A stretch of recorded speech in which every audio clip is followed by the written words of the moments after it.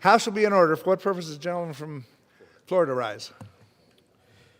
Mr. Speaker, I ask unanimous consent that it be in order at any time to consider H-Con Res 89 in the House if called up by the chair of the Committee on Foreign Affairs or his designee, that the concurrent resolution be considered as read, and that the previous question be considered as ordered on the concurrent resolution to adoption without intervening motion except for 1 hour of debate, equally divided among and controlled by Representative Mast of Florida and Representative Meeks of New York and Representative Jayapal of Washington or their respective designee. Without objection. Mr. Speaker, Gentleman from Florida. pursuant to the order of the House of July 22, 2026, I call up House Concurrent Resolution 89 and I ask for its immediate consideration in the House. Clerk will report the title of the concurrent resolution. House Concurrent Resolution 89, concurrent resolution directing the President, pursuant to Section 5C of the War Powers Resolution, to remove United States Armed Forces from hostilities with Iran. Pursuant to the order of the House of today, the concurrent resolution is considered as read. The concurrent resolution shall be debatable for 1 hour, equally divided among and controlled by Representative Mast of Florida, Representative Meeks of New York, and Representative Jayapal of Washington, or their respective designees. The gentleman from Florida, Mr. Mast, the gentleman from New York, Mr. Meeks, and the gentlewoman from Washington, Ms. Jayapal, each will control 20 minutes. The chair recognizes the gentleman from Florida. Mr. Speaker, I ask unanimous consent that all members may have 5 legislative days in which to revise and extend their remarks and include any extraneous material on the resolution under consideration. Without objection. And Mr. Speaker, I yield myself as much time as I may consume. Gentleman's recognized.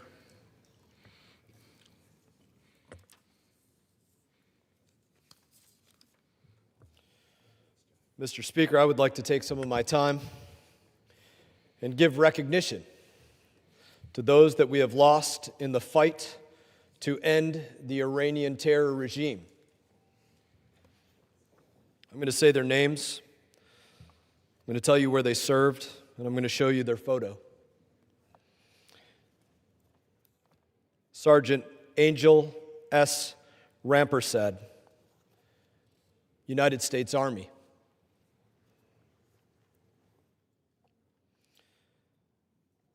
Private First Class Isabella Gonzalez, United States Army.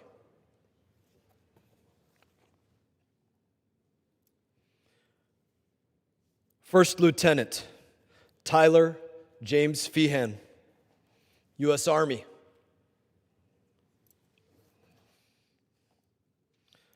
Sergeant Michael Emmanuel Swinton, U.S. Army. Lance Corporal Kevin Melendez, United States Marine Corps.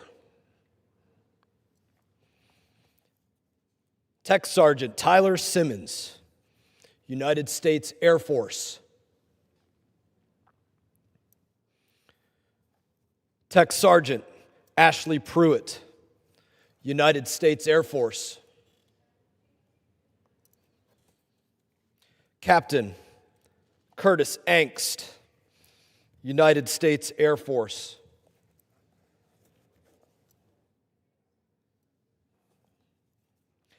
Captain Seth Koval, United States Air Force.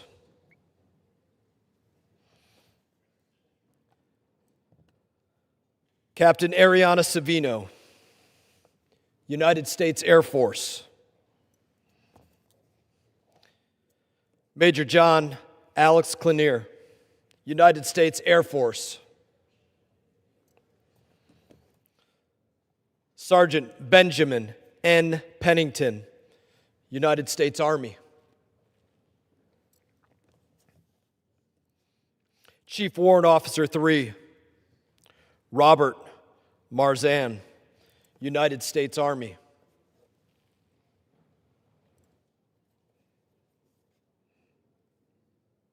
Major Jeffrey Robert O'Brien, United States Army.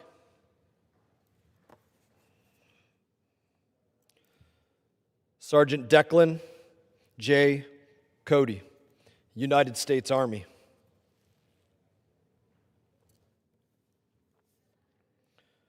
Sergeant First Class Noah L. Tegens. United States Army. Sergeant First Class Nicole M. Moore. United States Army. Captain Cody A. Cork. United States Army. The sacrifice of these service members will never be forgotten by me. Their commitment to their country, our country, the United States of America, their commitment to their loved ones, and their commitment to seeing Iran's terror, their reign of terror, their regime finally come to an end. Their commitment to ending the regime that killed countless American lives. That is what these service members have been fighting against. That is what they gave their lives fighting against. A regime that has been attacking and taking the lives of United States of America service members and citizens for years. To belittle this mission is to belittle and demean the very service these members gave their life for.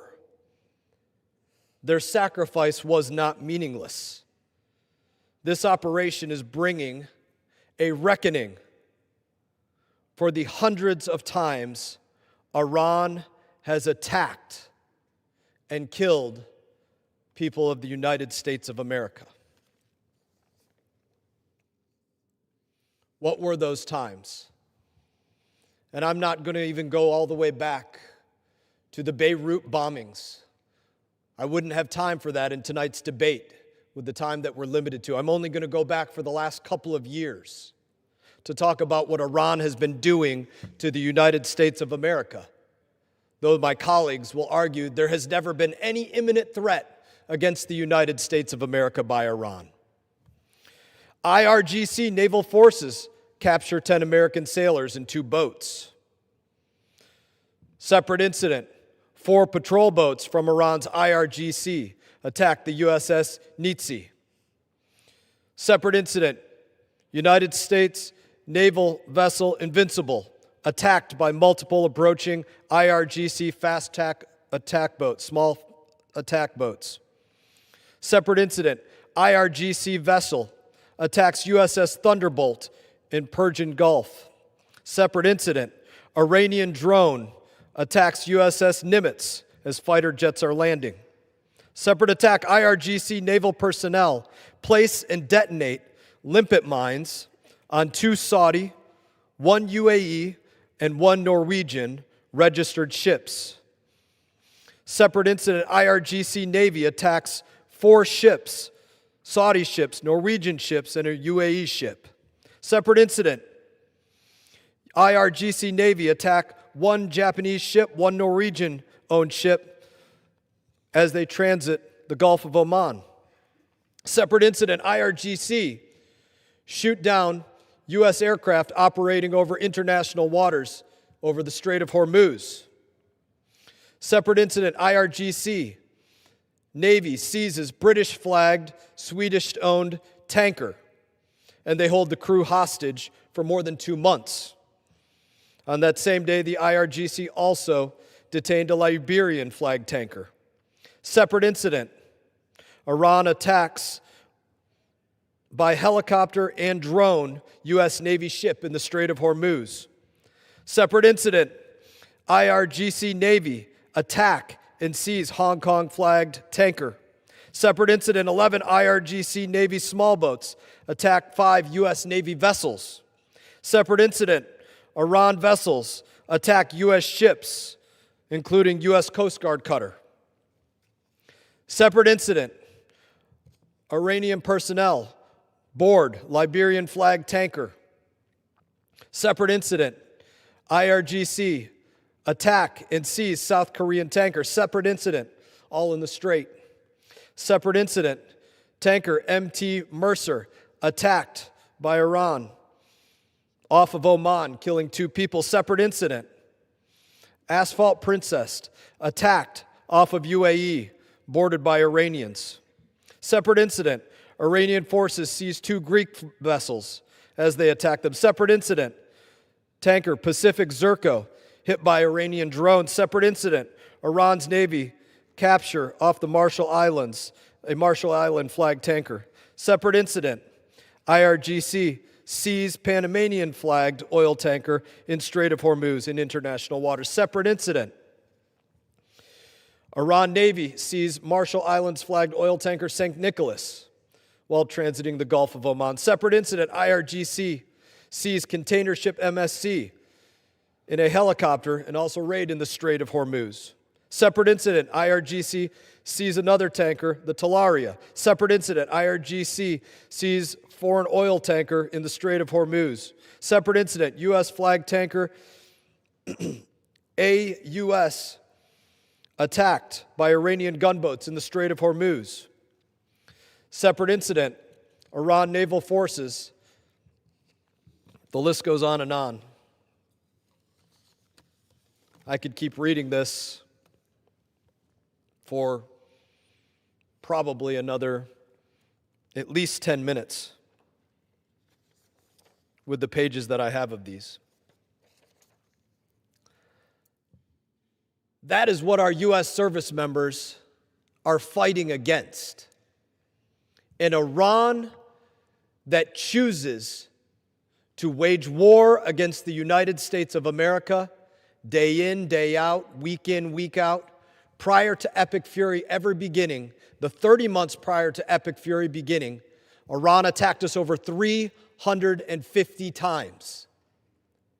That is what our U.S. service members are fighting against. The Iran that prior to Epic Fury ever beginning killed 3 U.S. service members at Tower 22.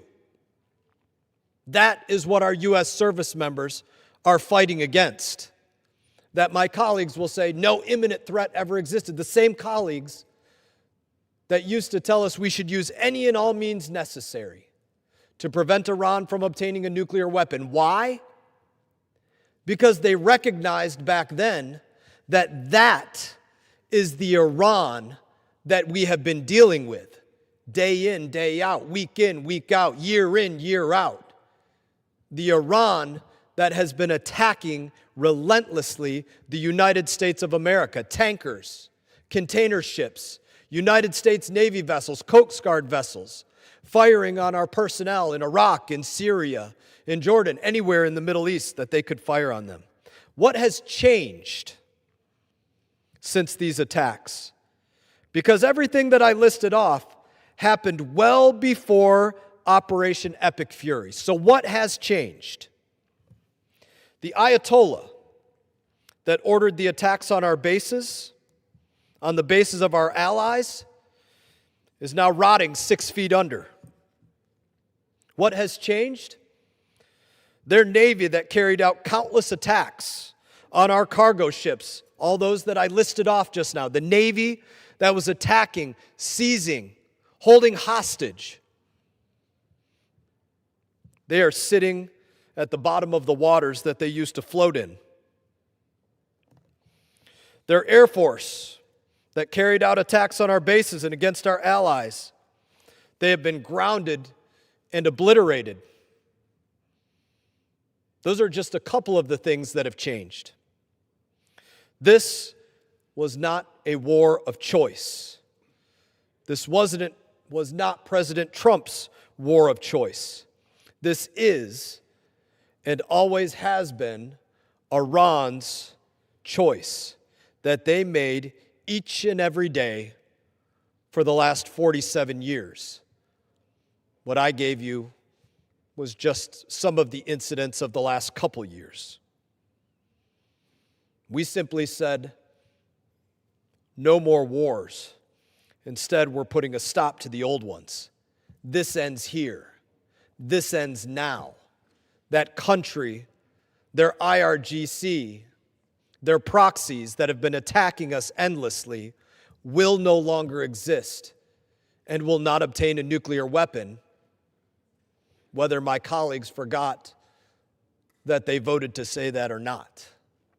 So, Mr. Speaker, in regards to today's war power resolution that asks for the removal of our U.S. forces, as my colleagues have done week in, week out, forgetting about every single thing that our service members are out there fighting against, I urge a no vote on their legislation. And, Mr. Speaker, I reserve.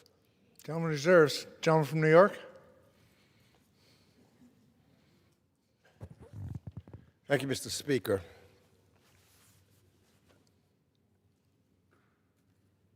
The hardest part of this job for me, for all the time that I've been in Congress, all the bills that we have to vote on,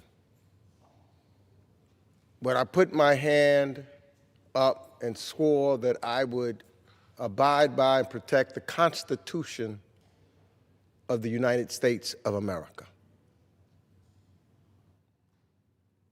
That Constitution also says that Congress determines when we send our women and men into war. I've had to vote on that several times previously in this Congress. It's a responsibility that is tough to make that determination when our men and women and presidents, based upon that Constitution, should come to this body and make their case.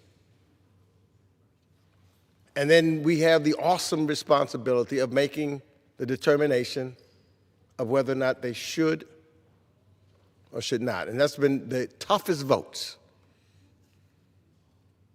for me to have and me to make as a member of the United States Congress. Unfortunately, in this instance, we didn't have a voice. My heart goes out to the 18 members of the United States Armed Services who lost their lives. To them, their families, they're patriots. Just as Mr. Mast doing his service, and Mr. Crow and Mr. Moulton, I thank them for their service. Because if this Congress says go to war, they put their lives on the line. I wish I had the opportunity to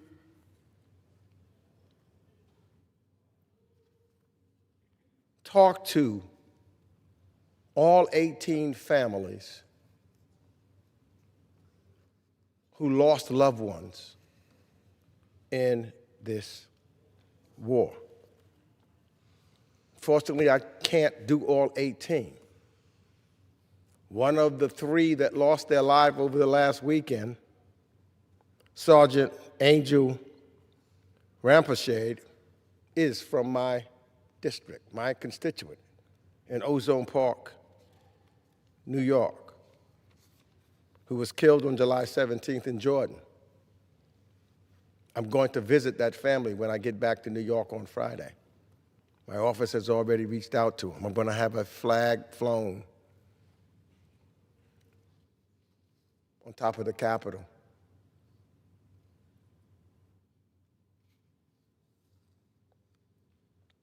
Mr. Speaker, I rise today in strong support of Representative Jayapal Paul's Iran War Powers Resolution because I believe that the President needs to come to us so that we can make that decision and that responsibility as the Constitution says. And let me be clear. This body has already spoken. The War Powers Resolution passed with bipartisan support in the House and in the Senate. The Trump administration was required to end its hostilities against Iran. It has not. A dual-chamber concurrent resolution has never been struck down by the courts, certainly not in the war powers context. Any claim otherwise is simply wrong. I will also be introducing legislation that would require the Speaker to bring suit against the administration, to force it to abide by Congress's vote on the War Powers Resolution. But we are here today because the administration broke the law. 3 more U.S. service members having made the ultimate sacrifice for an illegal, unauthorized war that the American people don't want. This administration has never sought an authorization for use of military force from Congress, and most Republicans in this chamber continue to enable it. As I've said before on this floor, this war has achieved none of our core objectives, and more bombing would not change the reality that's on the ground. With respect to Iran's nuclear program, its hardline regime, its closure of the Strait of Hormuz, or any of its malign practices, none of that has changed. Addressing those threats requires diplomacy, not more war. And diplomacy must be led by seasoned diplomats and non-proliferation experts, not real estate developers. We need our European allies, our Gulf partners, and yes, our adversaries back at the table. Because just bombing without strategy, Mr. Speaker, that's not a foreign policy. It's a tantrum. It's a tantrum by a president who could not clean up the mess that he has made. Let us make no mistake. The president's tantrum is why gas prices is back over $4 a gallon. And it will keep climbing now that the Houthis have threatened their own blockade of the Red Sea. That tantrum is why American troops are under fire. It's why our munitions stockpiles are being drained. And it's why we are teetering on the edge of the forever war we warned this would be. So to my Republican colleagues, this war is indefensible, and deep down, many of them really know it. I say let's just simply uphold the oath that we took when we took this office. Uphold the Constitution of the United States. Stand with us, and let's make clear once again that this president, he's not a king, he's not a dictator,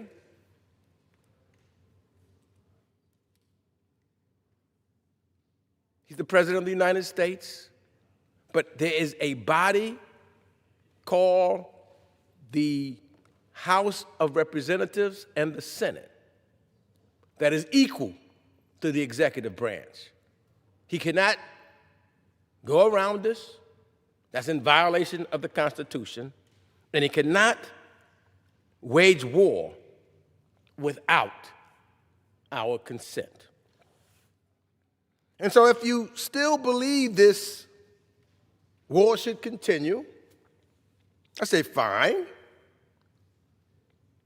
Then vote in support of this measure and demand the administration come to this Congress and demand that he tells us what his plan is, how it's going to end, and how much money it's going to cost the American people.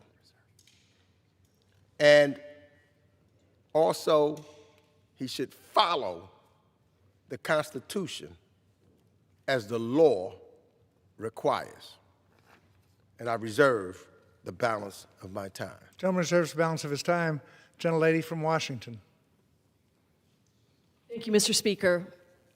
I rise to urge the United States House of Representatives to pass my War Powers Resolution to end President Trump's illegal and unconstitutional war in Iran. Let me be clear. We should not have to be here yet again voting on another War Powers Resolution. For the first time in history, both the House and the Senate passed a War Powers Resolution to rein in this reckless war and reassert our constitutional authority under Article 1, Section 8, to authorize the use of military force. But the President is once again showing his contempt for Congress and for the Constitution, continuing this destructive, deadly, and costly war despite Congress having already passed a War Powers Resolution that has the force of law, declaring that this war must stop. Instead of respecting Congress's Article 1 sole constitutional authorities over war, the President has doubled down on more illegal strikes, escalating the situation in the region and leading to more Iranian strikes that killed 2 United States soldiers, as well as an additional service member who was killed during a controlled detonation of a downed Iranian attack drone. Gas prices across the country have gone up again. The Memorandum of Understanding has turned into a deadly memorandum of misunderstanding, with the Iranian government continuing to utilize leverage over the Strait of Hormuz. This is an illegal and unconstitutional war, waged without authorization from Congress and at the cost, the tremendous cost, of a total of 18 U.S. service members who have lost their lives and hundreds more who have been injured. I give tremendous honor and respect to our service members, those who serve, those who have sacrificed their lives, including Air Force Captain, U.S. Air Force Captain Ariana G. Saviano, who is from my home state of Washington. The cost of this war is incalculable. Not only have we lost 18 U.S. service members, but this war has been waged at the cost of thousands of civilians who have been displaced or killed in the region, and all on the backs of U.S. taxpayers who desperately want this administration to focus on the crisis of their pocketbooks, the basic inability of Americans in the richest country in the world to afford health care, gas, groceries, and housing. From the beginning, this war has had no clear mission, no strategy, no end goal. It has been driven over and over again by a president who won his election by telling the American people that he would end forever wars, and instead has launched us into more forever wars to distract the American people from the real issues they are facing at home. As the Secretary of Forever Wars, Pete Hegseth, announced, we have already spent $37.5 billion on this illegal and unconstitutional war. Donald Trump has called affordability a, quote, hoax, stating that we have no money for health care. He has refused to sign a bipartisan bill to help address housing crisis that this country is facing. And today on the House floor, Republicans put bills forward to demand $1.15 trillion for the Pentagon, the only federal agency that has actually failed 8 consecutive audits and is about to put another $73 billion into this illegal war. What an insult to the tens of millions of Americans that have lost health care and nutrition assistance, all to pay initially for a $4 trillion tax break for giant corporations and billionaires. So again, let's be very clear. The American people are paying the price of this war, literally through our tax dollars that Donald Trump refuses to spend to benefit the lives of Americans here at home. through the lives of our United States service members who ask only that their willingness and their pride in serving be rewarded with our real thoughtfulness of purpose before sending them into war. Through the pain at the gas pump and the grocery store as prices continue to tick up. Through the broken relationships with allies around the world who no longer believe that the United States is a real partner to them. Through the sacrifices of the American people who desperately want this administration and this Congress to focus on making their lives affordable so they can actually thrive rather than barely survive. Regime change, Mr. Speaker, doesn't work. It never has, it never will. In Iraq, more than 4,000 troops were killed, 32,000 were injured. In Afghanistan, 2,400 troops killed, 20,000 injured. These two wars alone cost at least $2.4 trillion, and neither led to freedom or peace for the people of Iraq and Afghanistan, and the toll on our own people, lives lost and ruined, PTSD, wasted dollars, is immense. We have got to stop thinking that bombs are the answer. They are not. Let us remember that it was Donald Trump in his first term that pulled us out of the Iran nuclear deal, the JCPOA, a landmark agreement negotiated by President Obama that required 2 years of careful negotiations to restrict Iran's ability to enrich and stockpile enriched uranium, and to ensure regular inspections of Iran's nuclear facilities, supply chains, and uranium mines. Had the JCPOA been left in place, we would not be in this situation today.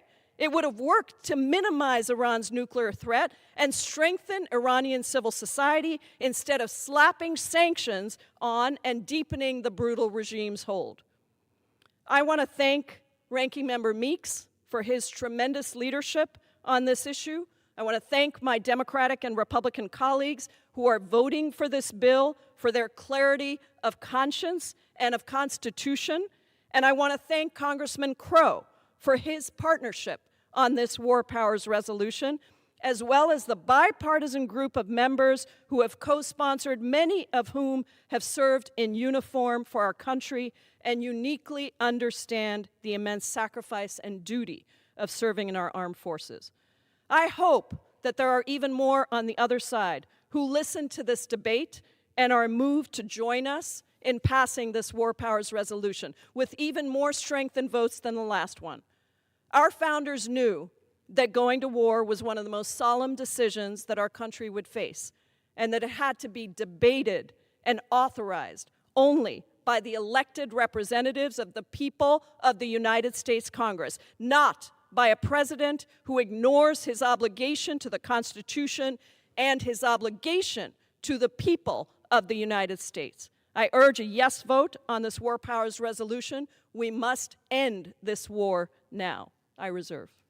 Gentlewoman reserves. Gentleman from Florida. Mr. Speaker, both of my colleagues said forever war, forever war.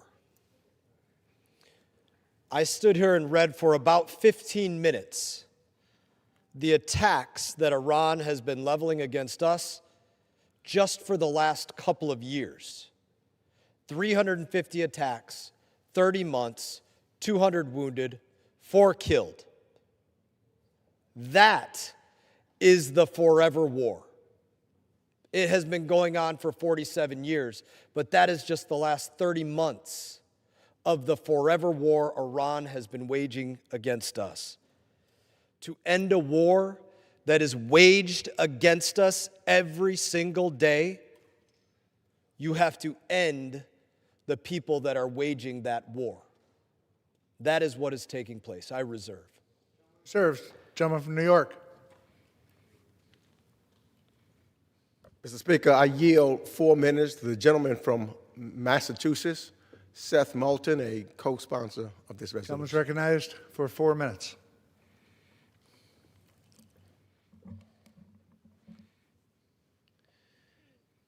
Mr. Speaker, part of our job in Congress is to answer tough questions. When the people have tough questions, they deserve honest answers.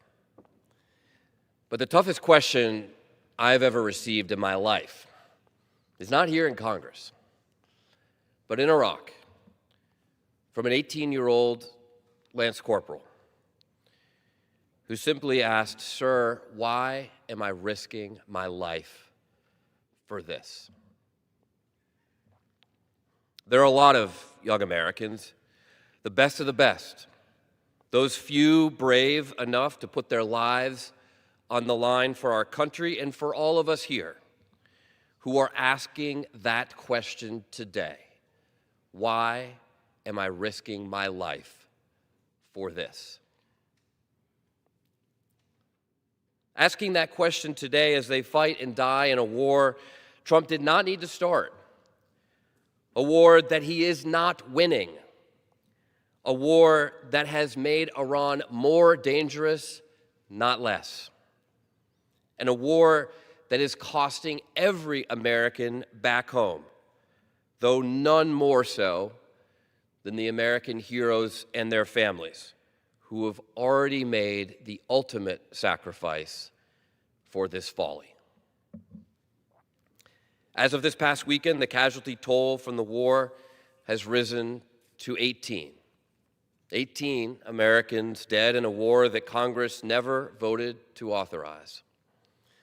In addition to the heroes we have already lost in this war prior to this weekend, we now mourn the lives of Private Isabella Gonzalez, First Lieutenant James Feehan, Sergeant Ainsley Rampersad, and Sergeant Michael Emmanuel Swinton.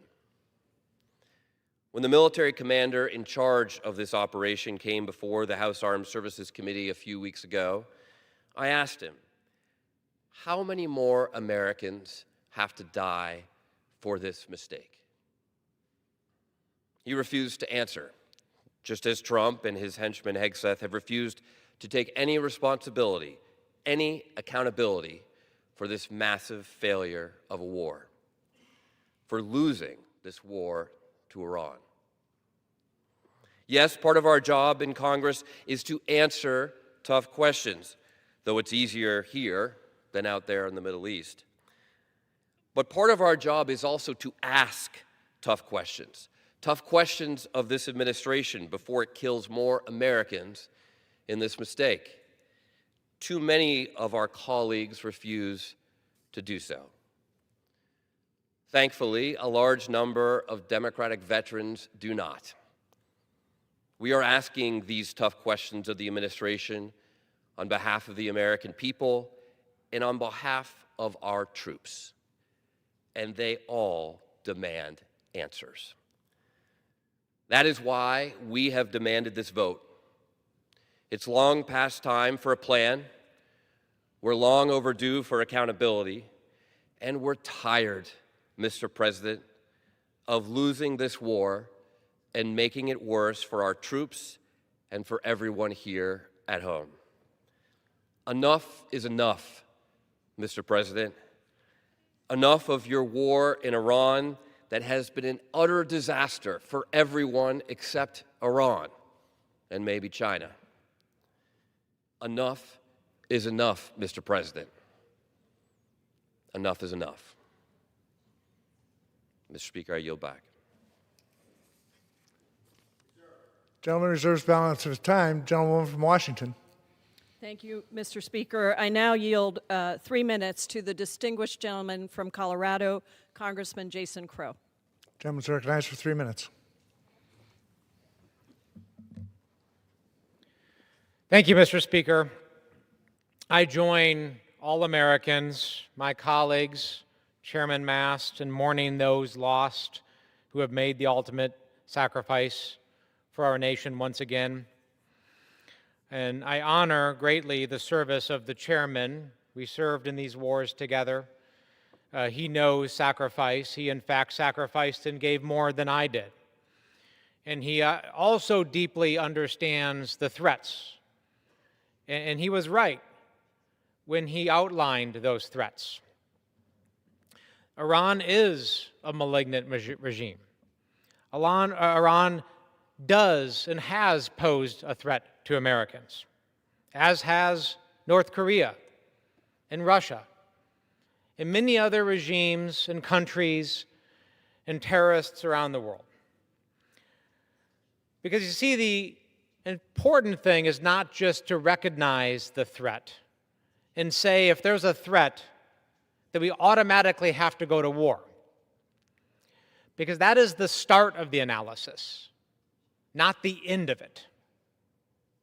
The next questions, and the important questions, are what do we do about it? Do we go to war? Do we assemble a coalition? Do we use sanctions? Do we use soft power? How do we meet that threat?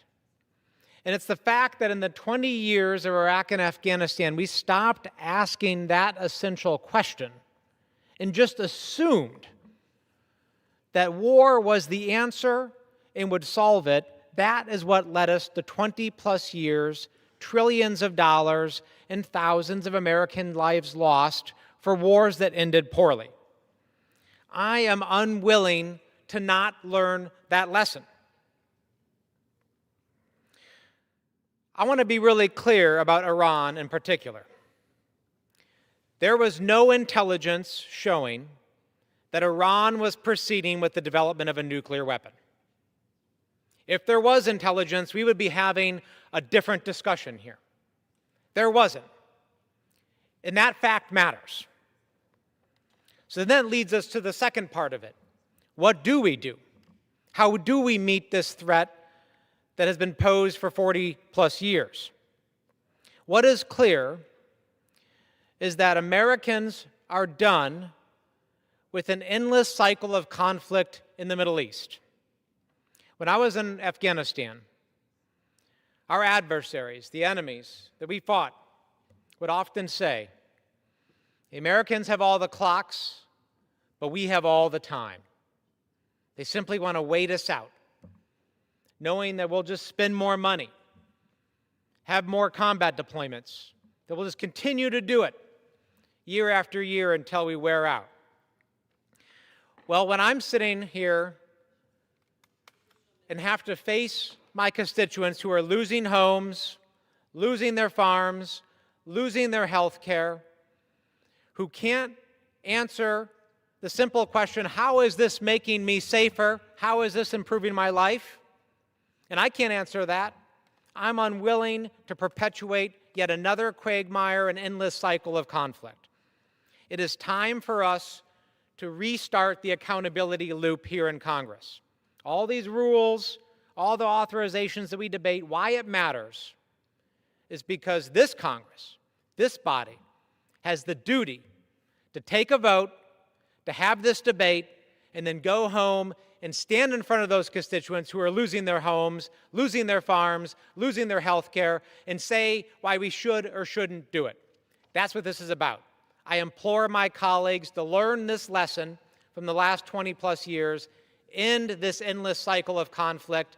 Let's bring our folks home. Let's focus on health care, housing, and meeting the needs of our constituents and serving our military families in the way that they need to be served. I yield back. Gentleman reserves the balance of her time. Gentleman from Florida. Mr. Speaker, I would say to my colleague, thank you for the recognition of my service, and I recognize him for his service as well. Proud to have brothers in arms. But I cannot let what was said that is unequivocally false stand. Number one, North Korea and Russia have not killed 4 Americans, wounded 200, and attacked over 350 times in the 30 months just prior to Epic Fury beginning. There is no comparison. That is what Iran has done. And unequivocally, Iran was working to develop a nuclear weapon in their research facilities and development facilities of Natanz, Isfahan, Fordow, and you need only listen to the words of Iranian generals, the Ayatollah, in the last couple weeks and months saying they will not cease their pursuit of a nuclear weapon. Don't take my word for it. Just listen to the words of the Iranian leadership. I reserve. Gentleman from New York. I reserve. Gentleman reserves. Gentlewoman from Washington. Mr. Speaker, I'm prepared to close. Gentlelady is recognized. Mr. Speaker, this vote is a vote of conscience, and we are begging our colleagues here in Congress to stand up for our fellow Americans, for the Constitution, for our Article I powers that our founders thought so carefully about when they wrote the Constitution. This war is remarkably unpopular. It is so unpopular that it is America's least popular war since polls began. And that's been true since the first bombs were dropped. This war is unpopular even amongst President Donald Trump's own supporters. Back in May, only half of self-proclaimed MAGA Republicans thought that the war was worth the cost. Now, 2 months later, only about a third do. That is a 13-point drop in just 2 months.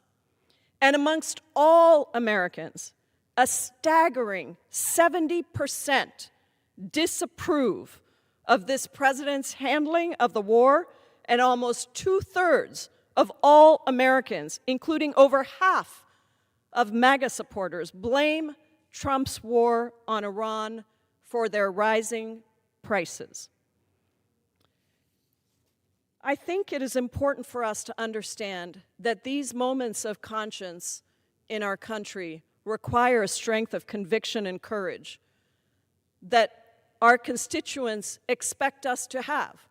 When they elect us, they expect us to honor the oath of office that we took. They expect us to understand the implications of the responsibilities that are conferred on us by that United States Constitution. They expect us to vote regardless of party for the thing that will keep Americans safe. And they expect us to take care of the needs that they have right here at home. And what we have seen over and over again is a refusal of this administration to do that. The lack of clarity about the reasons for this war are quite remarkable. The administration has continued to flip-flop between claiming that we've won the war and then later that more bombs are needed. After Operation Midnight Hammer in June of 2025, the Trump administration told us that U.S. strikes on Iran had destroyed their military and obliterated nuclear programs.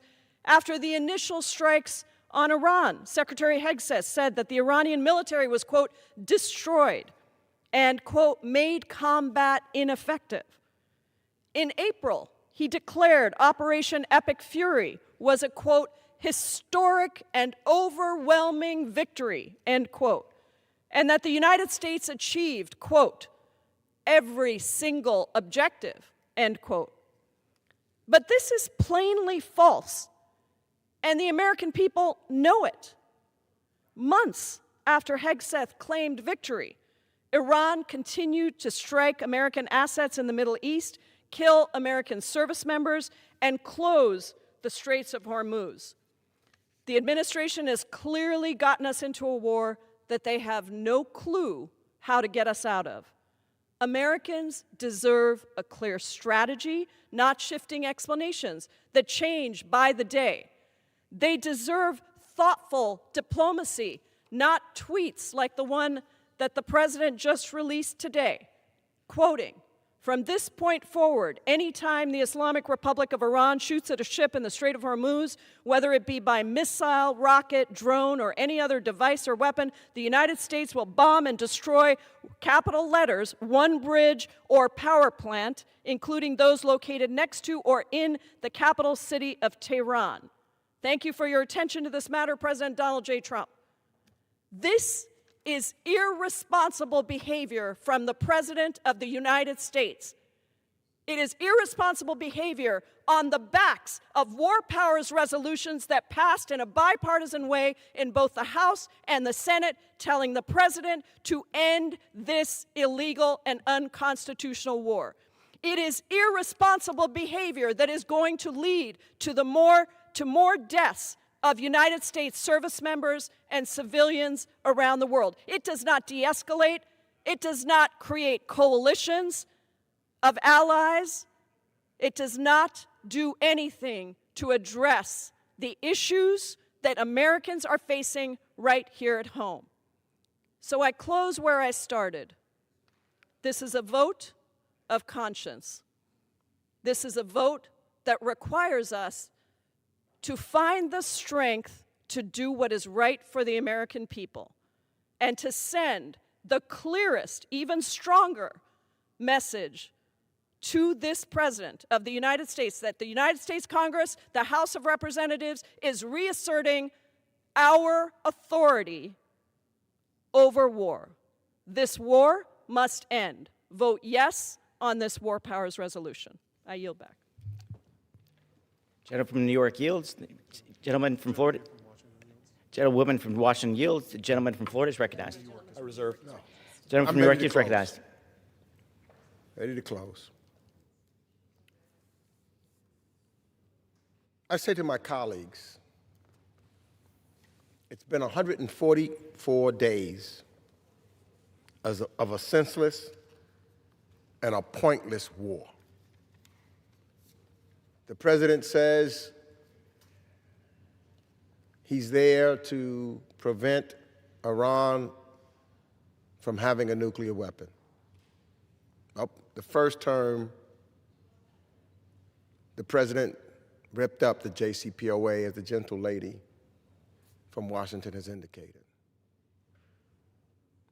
I was in Congress at that time when the JCPOA was implemented.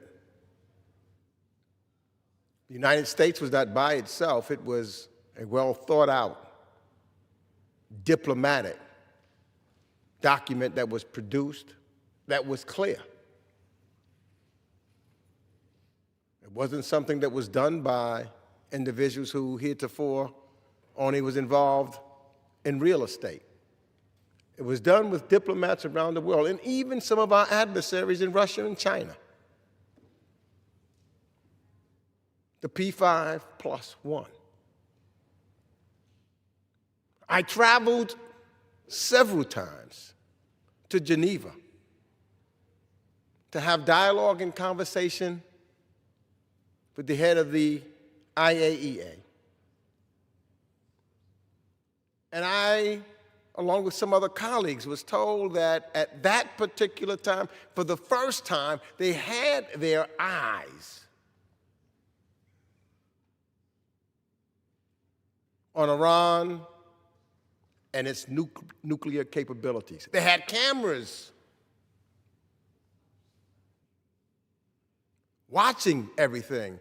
And all of the individuals said that Iran was at the closest a year to a year and a half and could not progress because of what we were doing in a collective manner to prevent them from having a nuclear weapon.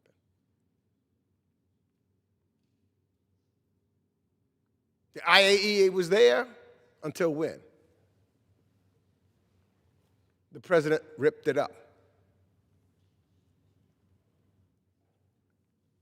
And that's when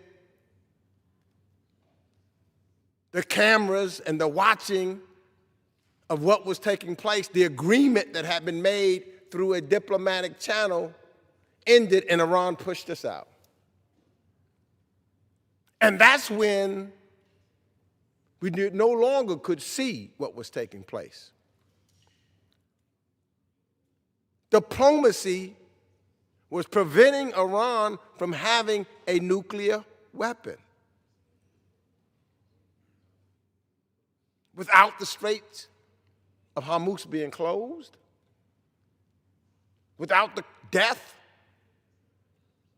of our men and women of our military, without the cost of rising prices of food because fertilizer couldn't get through the strait, or the cost of gas. We had allies with us. So are we better off now when we're doing all of this basically by ourselves because everyone advised this president of the United States not to do it?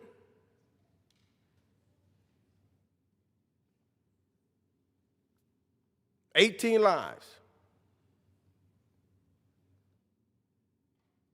of service members, too many Iranian civilians, including more than 100 schoolgirls, and injured countless more. Tens of billions of taxpayer dollars spent, and the administration still refuses to give us a full accounting of where that money went. And now, even as they refuse to explain the cost, guess what? They're asking for billions more for a war that they never asked the United States Congress to authorize. A war that the people of the United States of America never asked for. As indicated by the gentle lady from Washington, 70% of Americans are against this war. But you know what, Mr. Speaker? The House and the Senate has spoken. They have already voted in a bipartisan way to end this war. Today, let's vote again. And I believe we will get even a greater margin in this House. Let's not give this president another blank check to wage an illegal war. This is not what the Constitutions demand of us. This is not what our constituents expect of us. They expect us to do our jobs. They expect us to abide by the Constitution of the United States of America. They expect us to stand up and tell this president that this illegal war must come to an end once and for all. Vote yes on this World Powers resolution and let the American people know that we will not be altered from doing our job. And I yield back Gentleman the from, balance of my time. gentleman from New York yields. Gentleman from Florida is recognized. Mr. Speaker, can we get the House in order? Thank you. The House will be in order. Mr. Speaker, I'm going to begin by agreeing with something that my colleague said. We didn't ask for this. We didn't ask for Iran, again, as I've said already, to attack us over 350 times in just the 30 months prior to Operation Epic Fury. We did not ask for that. I want to read from the concurrent resolution offered by my colleague from Washington.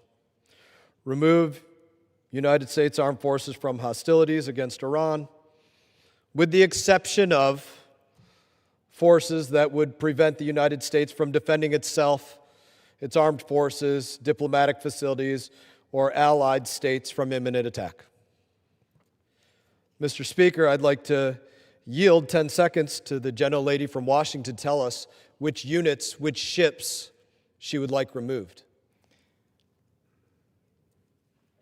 The gentlelady from Washington is recognized for 10 seconds. Mr. Speaker, what I would like to respond to the gentleman is we actually need a strategy. Have you seen a strategy of which ships are where, what we're planning to do, what our end goal is, how we intend to achieve a Gentlewoman's mission? time has expired. We The have gentleman no is- classified the gentleman briefing. from Florida is now Not recognized. a single Thank you, classified Mr. Speaker. briefing. in glad the to be House recognized Foreign again, Affairs Mr. Committee. Gentleman Speaker. from Florida is now recognized.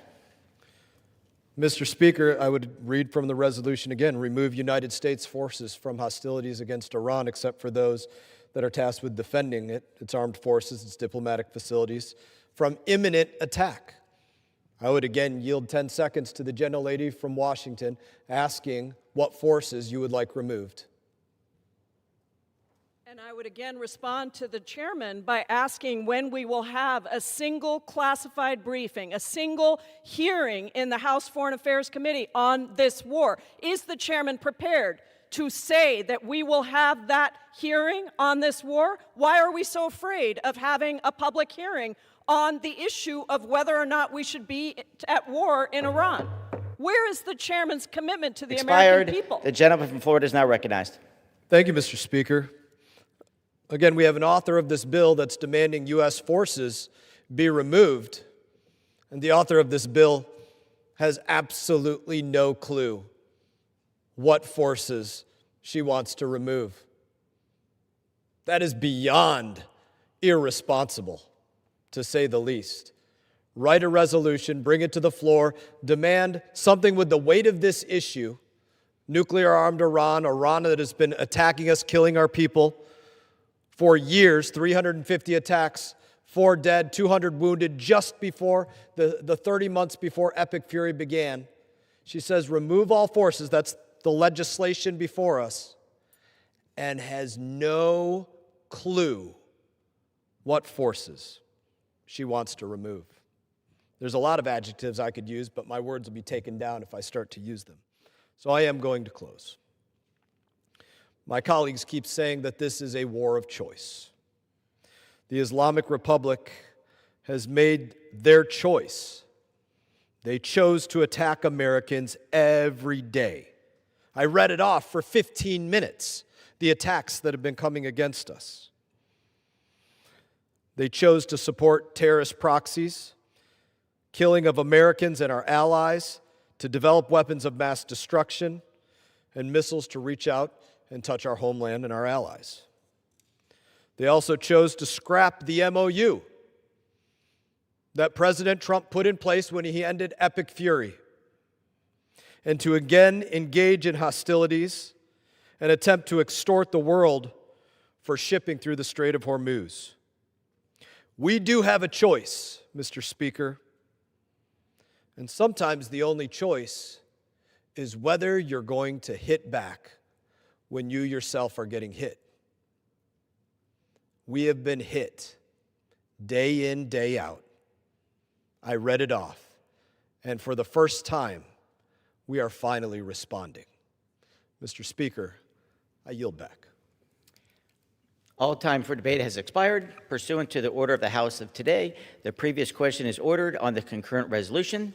The question is on the adoption of the concurrent resolution. All those in favor say aye. All those opposed say no. The noes have it. The concurrent resolution is not agreed to. Mr. Speaker, I ask for the yeas and nays. For what purpose is the gentlewoman from Washington seeking recognition? I ask for the yeas and nays. The yeas and nays are requested. Those in favor of a vote by the yeas and nays will rise. A sufficient number having risen, the yeas and nays are ordered. Pursuant to Clause 8 of Rule 20, further proceedings on this question will be postponed.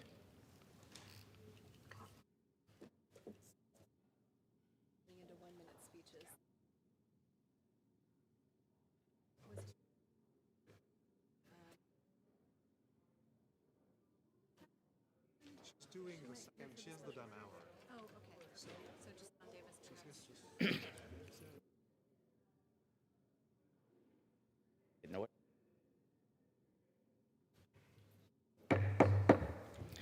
The chair will now entertain requests for 1-minute speeches. For what purpose does the gentleman from North Carolina seek recognition?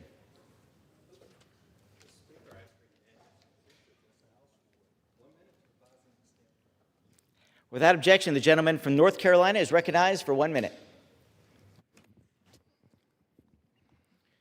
Mr. Speaker, I celebrate Sarah Finch of Vance County, the winner of North Carolina's 1st Congressional District Art Competition. Her remarkable painting, Bloom After Abandonment, portrays a Ford Ranger left in Mother Nature's care, reminding us that even after something is forgotten, beauty and new life can still emerge. Sarah's artwork reflects not only extraordinary talent, but also the creativity, resilience, and promise of the next generation in Eastern North Carolina. May her achievement encourage other young artists to pursue their dreams, to share their unique stories, and to never underestimate the power of their creativity.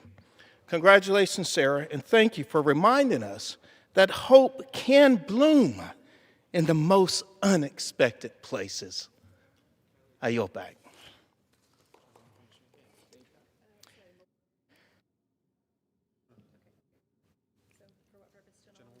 For what purpose does the gentlewoman from Michigan seek recognition?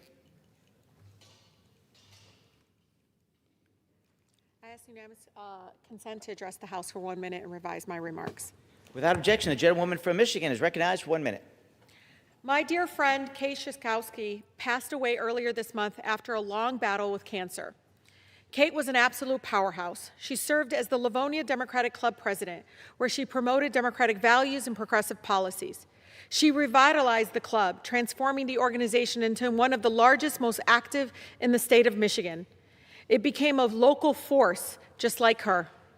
It's weird not to see Kate at the meetings anymore, but her legacy and presence is still felt in the room. Beyond her volunteer work and service, Kate balanced a career as an attorney while raising 2 daughters. She returned to school to follow her passion for nursing.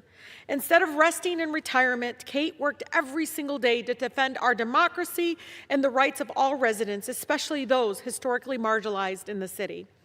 Not even a cancer diagnosis slowed her down. I will miss Kate dearly. I will miss Kate's calm presence, her subtle sense of humor, and her warmth that radiated every single day and everywhere she went. With that, I yield.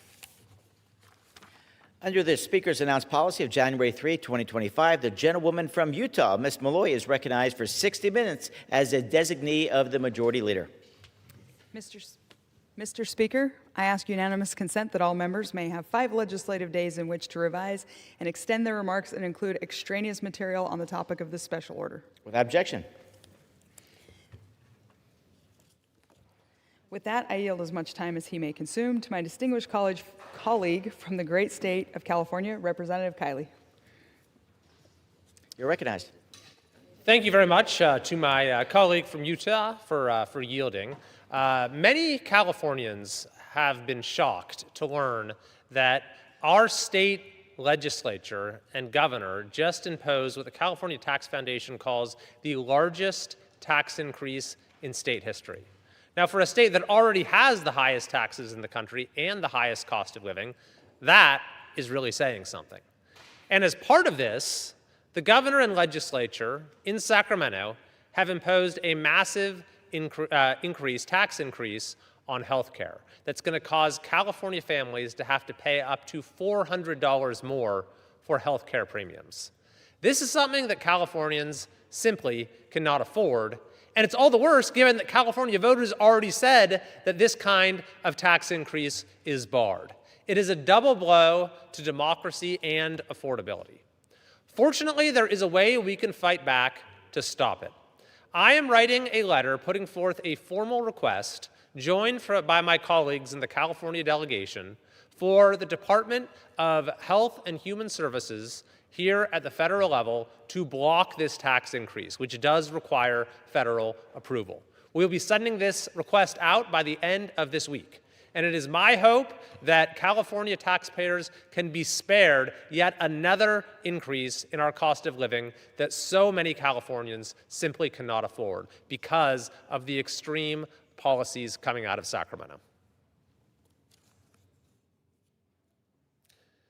Mr. Speaker, I rise today to honor and congratulate Child Action for celebrating 50 years of service to the Sacramento community. Child Action is a nonprofit organization that has been supporting children and families since 1976. Rooted in the qualities of compassion, community, and support, Child Action has provided affordable and quality childcare to over 19,000 children throughout Sacramento County.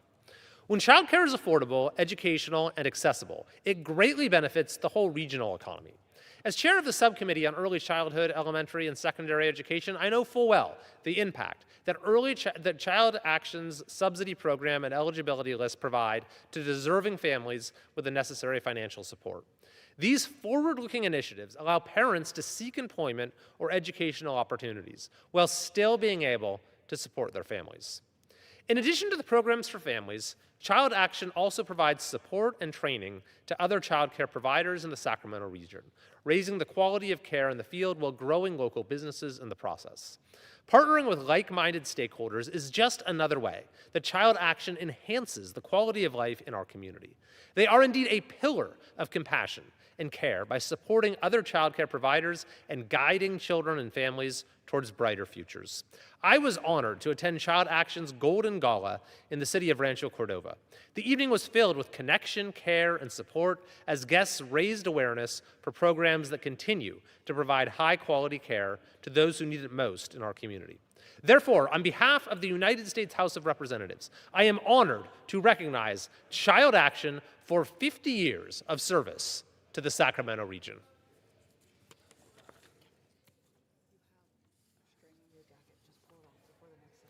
Okay, thank you. Mr. Speaker, in the spirit of National Zookeeper Appreciation Week, I rise today to recognize an outstanding zookeeper in my district, Folsom City Zoo Sanctuary zookeeper, Amy Van der Molen. Amy has been a zookeeper at the Zoo Sanctuary since 1994. Prior to that, she worked as zookeeper at the Fairytale Town Park in Sacramento and as an educator at the Sacramento Zoo Interpretive Center.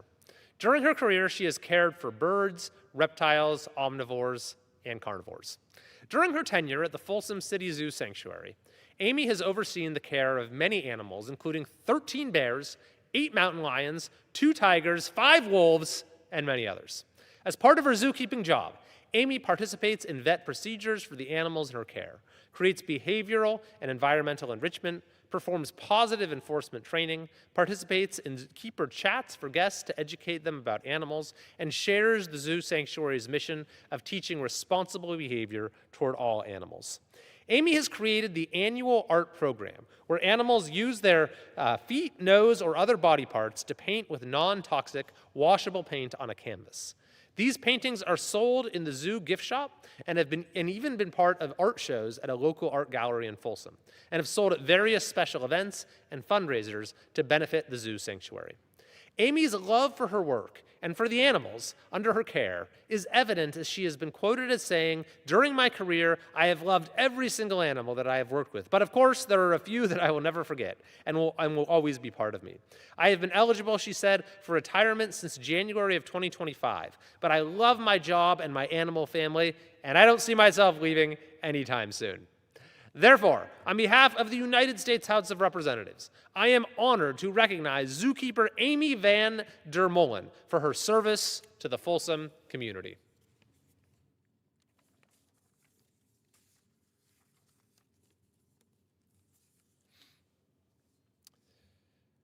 Mr. Speaker, I rise today to honor and congratulate former City of Folsom Fire Chief Ken Cusano on the occasion of his retirement following 28 years of service and dedication to protecting the Folsom community.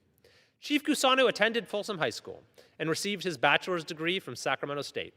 Since joining the fire department in 1998, Chief Cusano climbed the ranks, starting his career as a firefighter paramedic and eventually taking the title of chief in October 2020, which he held until his retirement. Throughout his time as chief, he led a team of over 90 professionals and was known for strengthening the department during a time of unprecedented growth in the city. During his tenure, Chief Cusano lent his expertise in the design and construction of fire stations 39 and 34 and the remodel of Station 38. In addition to the new fire stations, Chief Cusano also played a key role in creating a medic unit and hiring extra personnel to keep up with the rapid growth of Folsom. Under the chief's steady hand and leadership, the mental health of the men and women in the department became a priority. The forward-thinking approach was evident when the department introduced the region's first peer support dog and other proactive approaches to support the resilience and mental well-being of all department employees. The chief's dedication to the quality of life in his community could also be found with new initiatives, such as helping to implement a social host ordinance to deter illegal fireworks, as well as the seasonal closure of certain open spaces which pose fire risks. Chief Cusano has played a vital role in helping to shape Folsom's future. He faced his job and its challenges with the spirit of doing everything he could to keep the community safe, and will undoubtedly be missed by the city's grateful residents, businesses, and the men and women in his department that he called home for almost 3 decades. On behalf of the United States House of Representatives and California's 3rd Congressional District, I am honored to join the community in recognizing Fire Chief Ken Cusano's retirement, thank him for his 28 years of exceptional service and leadership, and wish him well in retirement.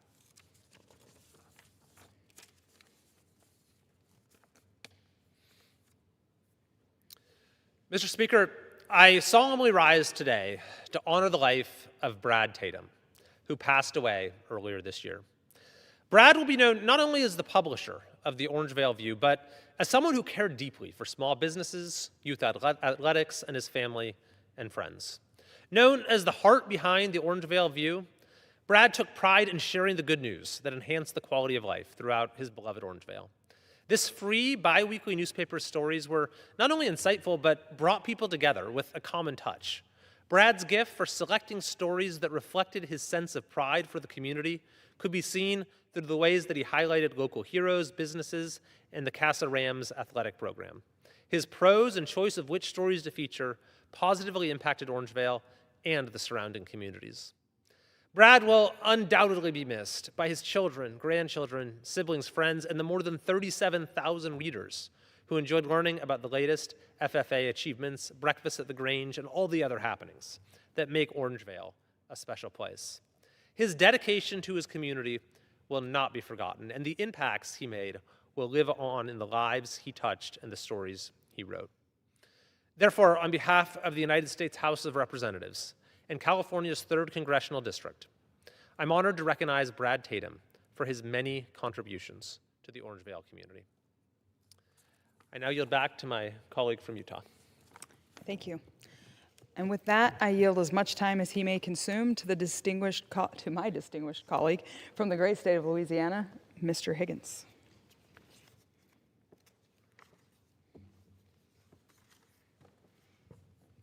I thank the gentlelady for yielding me time. Mr. Speaker, I rise today to honor and express gratitude for my dear friend and Chief of Staff, Andrew David, who is seated next to me here. Andrew has served by my side for over 9 years. We have toiled together to serve we the people. I have great sorrow in my heart that Andrew is leaving the office. He has accepted a beautiful and meaningful position in our home state of Louisiana. But I have an odd mixture of tremendous joy that Andrew is embracing the illuminated path before him, and that he and his beautiful, amazing wife, Holly, who is seated in the gallery, also a native of our beloved Louisiana, they're returning home, having served their country with honor here in this, the people's house. And I rise, Mr. Speaker, unscripted, with only the words that the Lord has etched upon my heart, to speak in gratitude of what this man has brought to me my family, and my congressional service for nearly a decade. Andrew has been an unwavering counselor for me through some very difficult and challenging times and decisions. He has never strayed from the deepest core principles that we attempt every day to embrace as we conduct the business of our congressional service. And as a man, Andrew, through the years, became perhaps my dearest and most trusted, most immediately available source of sound counsel. I have no doubt, good sir, good lady, that I would have failed to perform my service for we the people time and again had it not been for the quiet and calm and steady counsel of Andrew David. I'm reminded, Mr. Speaker, as I see the words that we who are honored to serve in this chamber gaze upon every day, and the stone above your podium, in God we trust, and we effort to be worthy of what it is to be his child and to serve in this his anointed house. I am reminded this day of his words in Genesis 7:1, when the Lord said to Noah, "Come into the ark, ye and your household." Come, Mr. Speaker, he said. He didn't say go into the ark, he said come. This is understood to mean that the Lord was already present there. The goodness of the Lord was present there before Noah entered that challenge of entering the ark and traversing the storm to begin anew. When I came to D.C., I had no experience, no political background. I had a clear understanding of what I thought perhaps should be a servant to we the people in the House of Representatives. What I did not know when I was elected in 2016 and I came here to this august body, I did not know that the Lord had already placed his goodness. It awaited me. The Lord had prepared a counselor for me, his unworthy son. That man, that goodness is Andrew David. We shall continue to serve. We will endeavor every day to be worthy of service to we the people in his chamber, of what it is to be children of God, the Most High. And I, my friend Andrew, I will strive to be worthy of being called your friend and brother. Thank you, good sir, for your decade of service by my side. God bless you as you embrace the illuminated path before you. Good luck, and I know that great joy awaits you and your beautiful family in our beloved Louisiana. Thank you, good lady, for yielding time to me. Thank you, Mr. Speaker. I yield.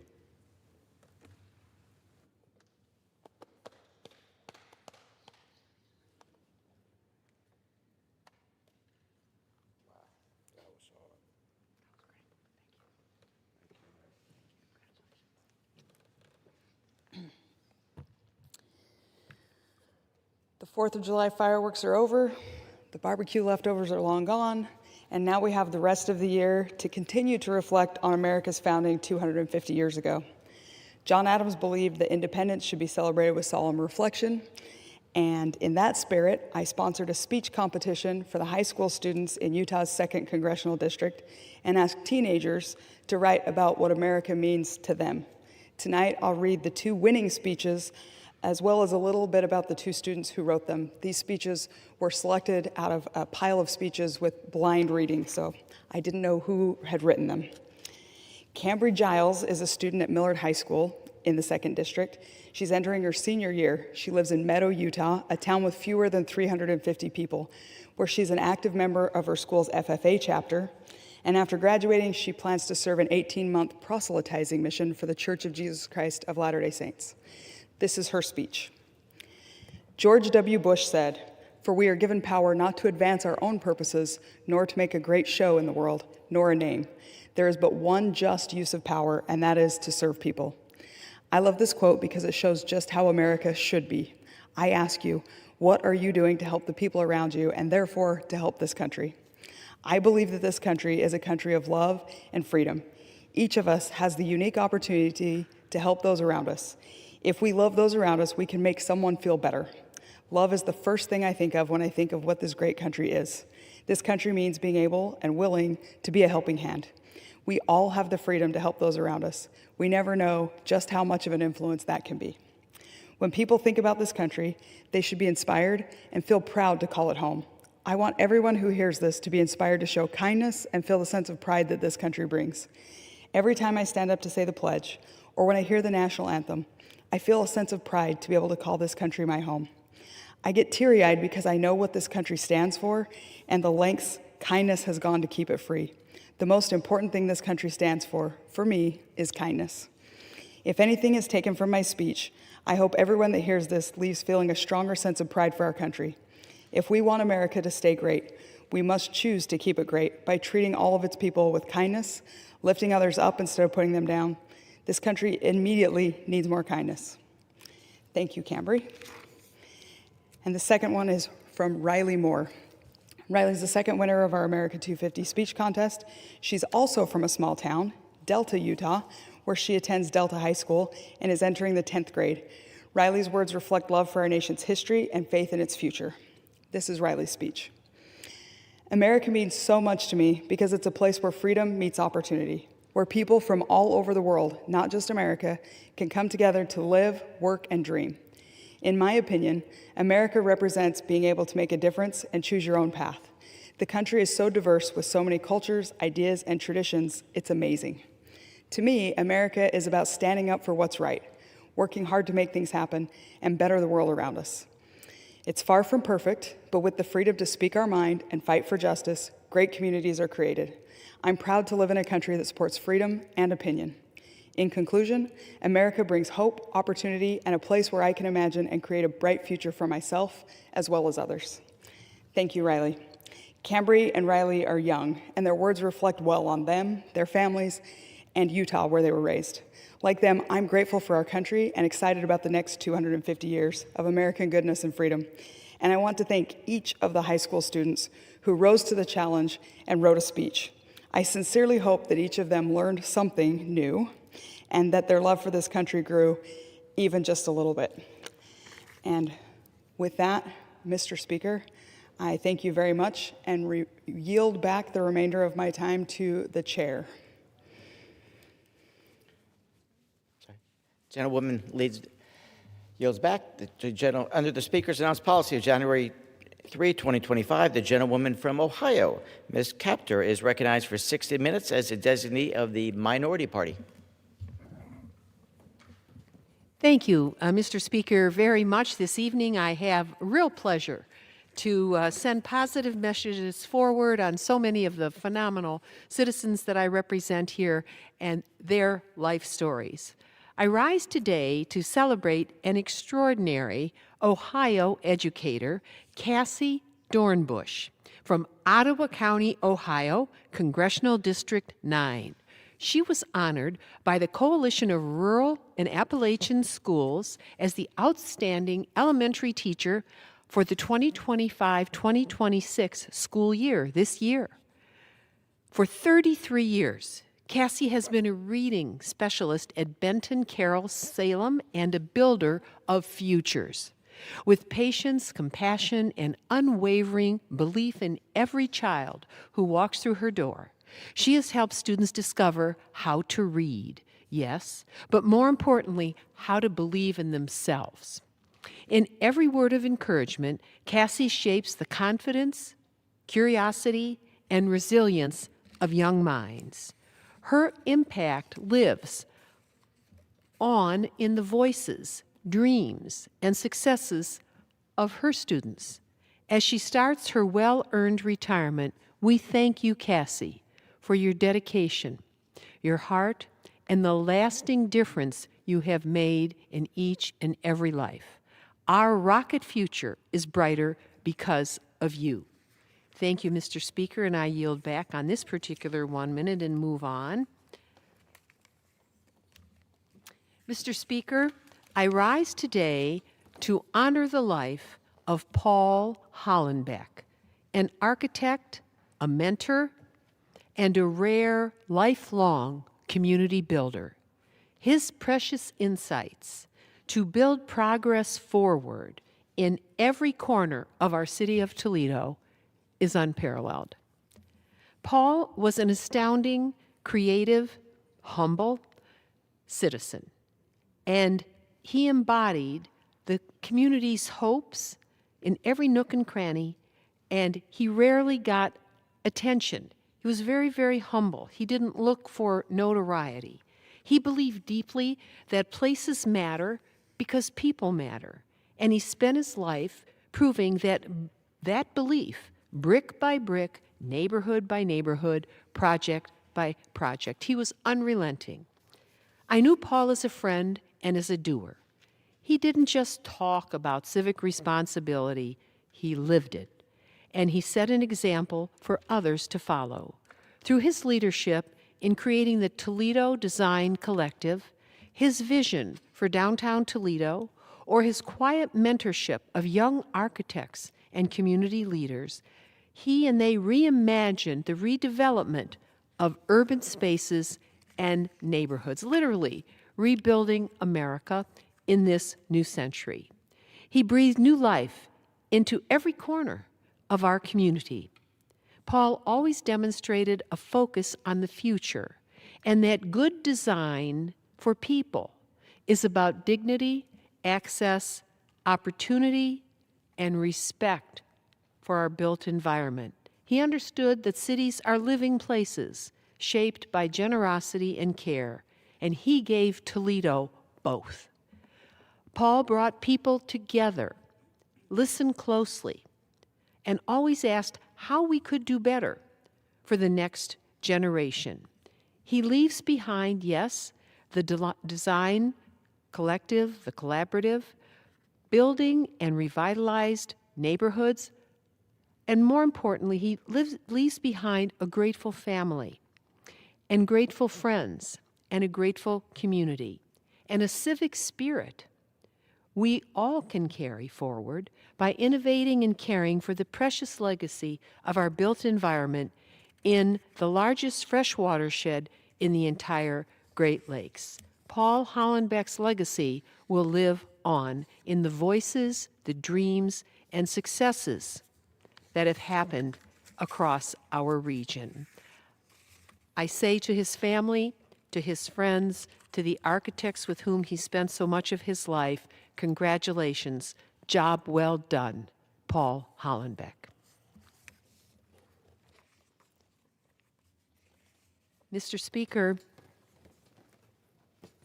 Our Northwest Ohio region is lucky to have countless educators who guide our young people and help them grow into strong leaders of tomorrow.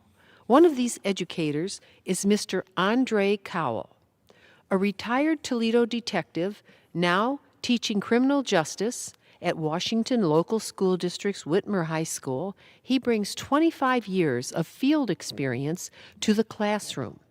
Mr. Cowell's deep compassion extends to every student he encounters. A former student at Whitmer, Olivia Garcia, who wasn't even a student of Mr. Cowell's, spoke so highly of the impact he made on her life, I thought it was worth sharing here in the halls of Congress. There are such good people everywhere. And he showed her true kindness in the wake of a difficult time in her life following the passing of her boyfriend. Mr. Cowell welcomed her into his classroom when she needed an ear to listen. He let her know, and I quote, "If you ever need anything, I'm always here, and you know where to find me," unquote. He kept his word and stays in touch with Olivia to this day. Mr. Cowell is a shining example of someone worthy of congressional recognition. The Whitmer community and Northwestern Ohio are blessed to have an educator like Andre Cowell. He is a model of a man for others, sharing empathy and integrity for the generations to come. Thank you, Mr. Speaker. I yield back on that 1 minute, and we'll move on.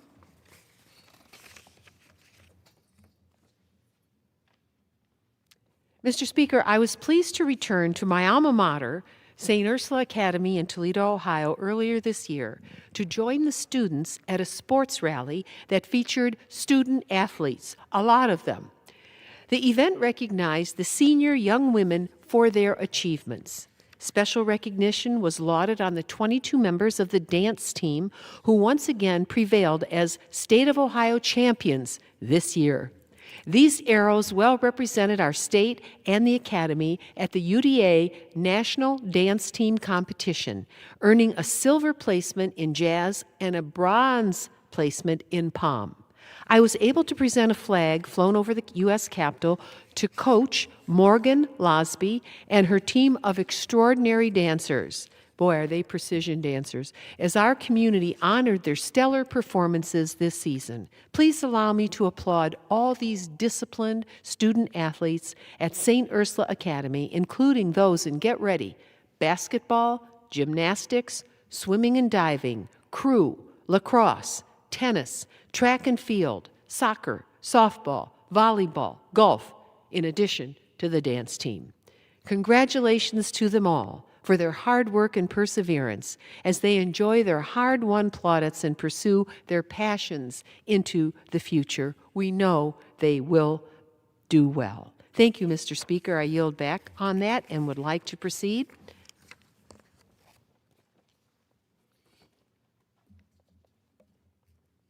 A serious issue facing our continent. Right now, wildfires are ravaging our neighbors in the Canadian province of Ontario, which Ohio adjoins through Lake Erie.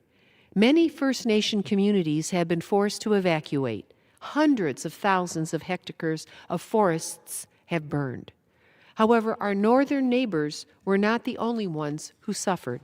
Just last week, in my hometown of Toledo, Ohio, hazardous air quality ranked among the highest levels in our nation.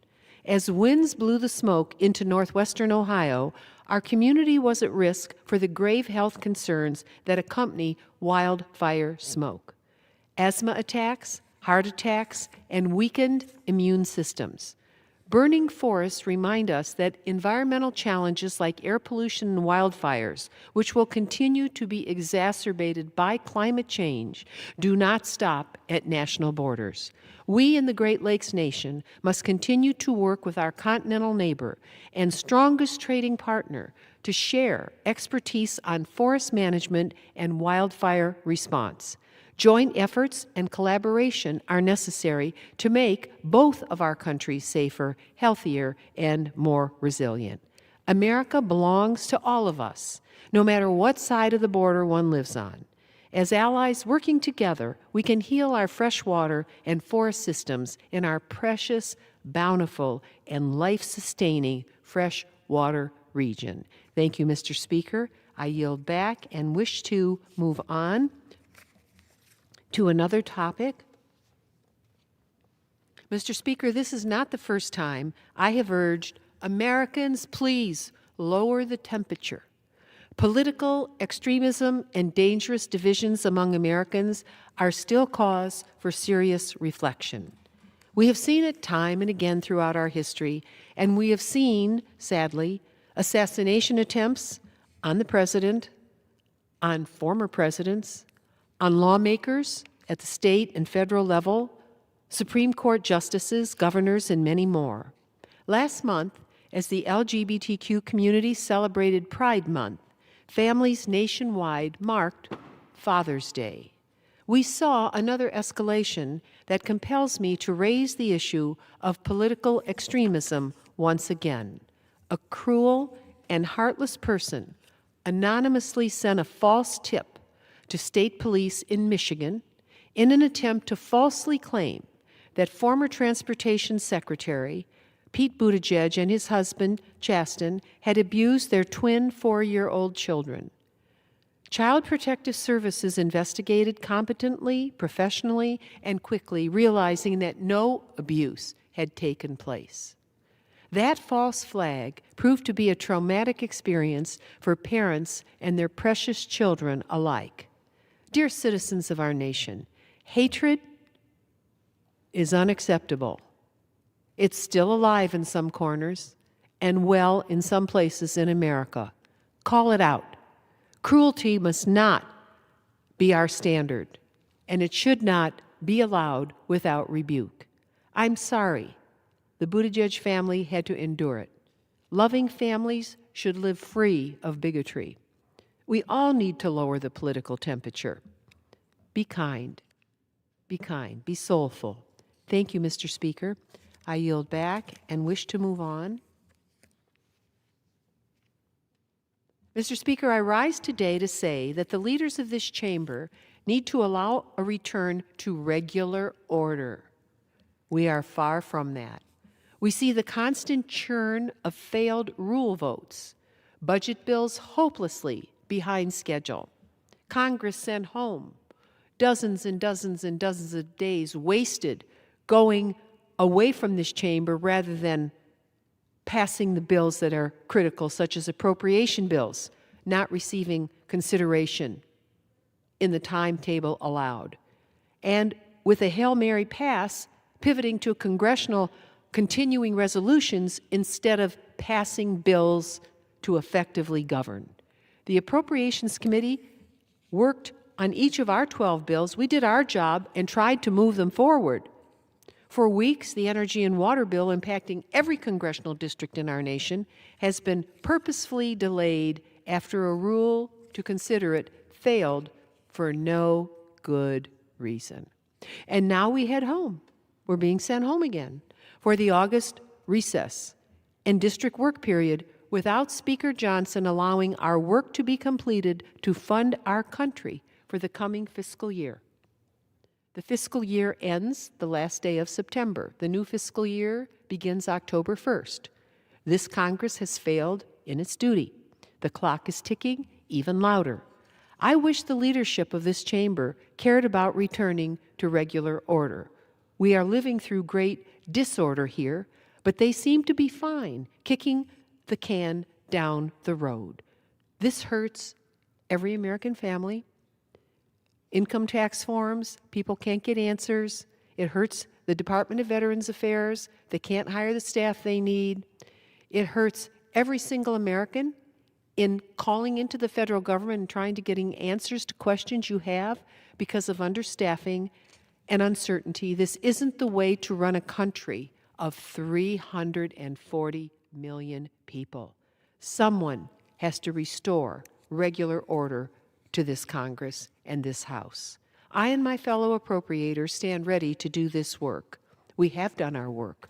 The question is, will this Speaker and his team choose to meet our constitutional responsibilities in Article 1 It's not at the end of the Constitution. It's not an amendment. It's in Article 1 of the Constitution to meet our constitutional responsibilities to pass these critical bills to run the government of the United States, or are they going to cede the field again to more uncertainty and chaos?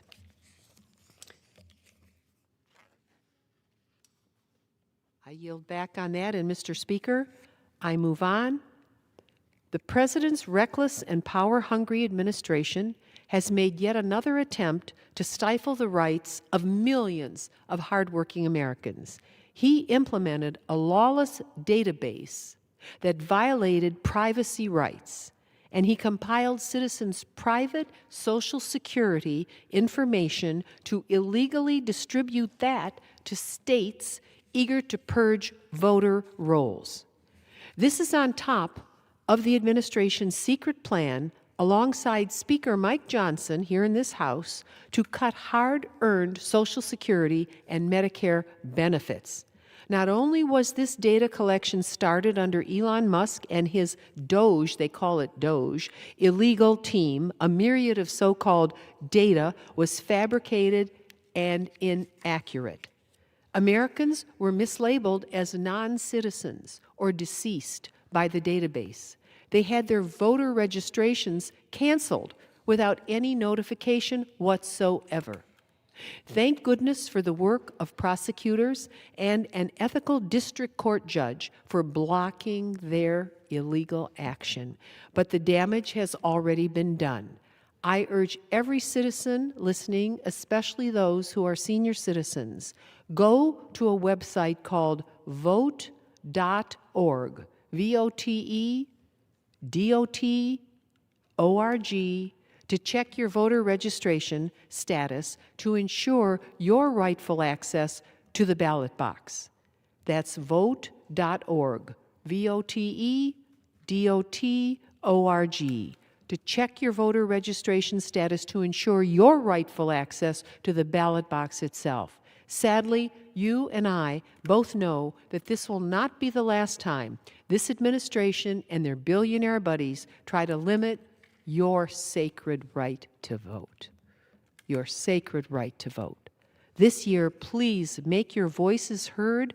Check whether or not your name is registered as a voter that can vote this November, or an early vote in your state if that is allowed. Check your voter registration at vote.org, vote.org. And finally, Mr. Speaker, I rise tonight in strong support of the bipartisan Major Richard Starr Act. Service members injured in the line of duty have already given so much to our nation of their substance. They should not be forced to sacrifice again when they return home to their families. Many of these disabled veterans are unable to work full-time. They often face insurmountable challenges for the rest of their lives. Many are denied the full compensation they deserve for all their service. The Major Richard Starr Act will correct this injustice by rightfully compensating these veterans with disability pay and retirement benefits. And that is why I'm a co-sponsor of the bill and have signed the discharge petition to bring this essential piece of bipartisan legislation to the House floor for a fair up or down vote. I urge my colleagues who have not signed on this petition to support our veterans and stand with me on their behalf. We are just 3 signatures away from being able to vote on and pass this bill, which already has 337 bipartisan co-sponsors. Let's bring it forward, folks. Come on, do the job. I implore you, Mr. Speaker, bring this monumental legislation for a clean vote so we can give something back to those who have given so much for all of us and the generations to come.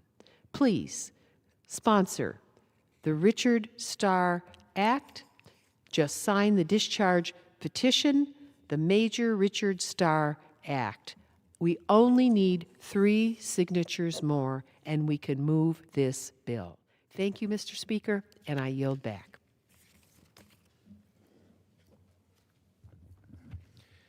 Gentlelady yields. Under the Speaker's announced policy of January 3rd, 2025, the Chair recognizes the gentleman from Arizona, Mr. Schweikert, for 30 minutes. Thank you, Mr. Speaker Pro Tem. All right, let's try something I've never done before, but it's also, I need to sort of lock something down. If there's anyone from the Speaker's staff watching, and we said we'd make it public,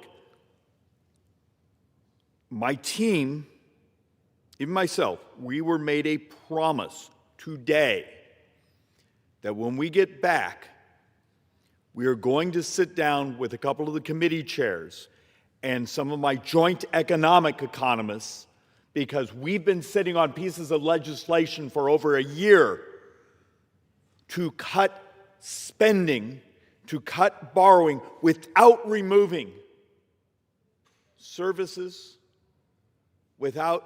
look, there'll be lobbyists who will yell and scream. There'll be activists who make their money because, Mr. Speaker Pro Tem, over and over and over and over around here, we spent the last few months, matter of fact, I came behind this microphone probably half a dozen times talking about waste and fraud and walking through all the things we found.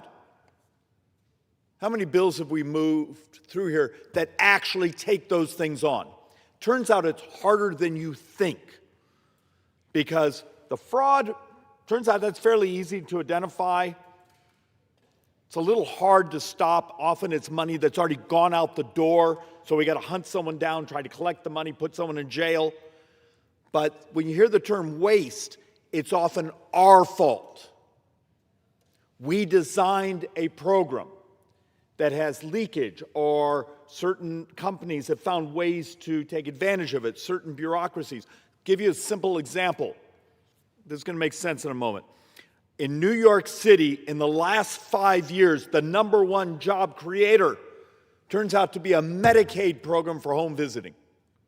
Think of that. The #1 job creator for a half a decade in New York City is a Medicaid program.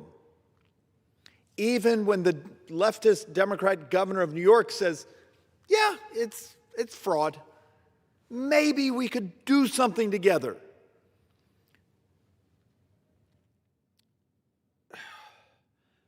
We have worked over and over and over to try to write bills. Many of them are very uncomfortable because they're complex. They require changing things in what we call entitlements. But they're moral, they're necessary, and I hope I'm not a fool. Because 1 year ago, when we actually did part of the big, beautiful bill, the family tax cuts, yes, we had an obligation to extend the tax policy and do some of the pro-growth things. But when we came back, many of us thought we had negotiated an agreement that when we did the second reconciliation bill, we were going to start to save the future of this country, to save the future of the economy, convince the bond markets we weren't going to continue to borrow ourselves into oblivion. And it turns out, and this isn't solely the Speaker's fault, it was really hard to convince a lot of our members how difficult it is to go home and tell the truth about math. So, Speaker's staff, if you're out there listening, I expect you in this institution to keep your promise to our team that we're going to take these bills seriously, we're going to bring in the leadership from the committees, and we're going to pound it out how we move them forward. Because there's a reason. I'm sorry, I don't mean to sound me a melodramatic jerk. How many of you get our daily debt?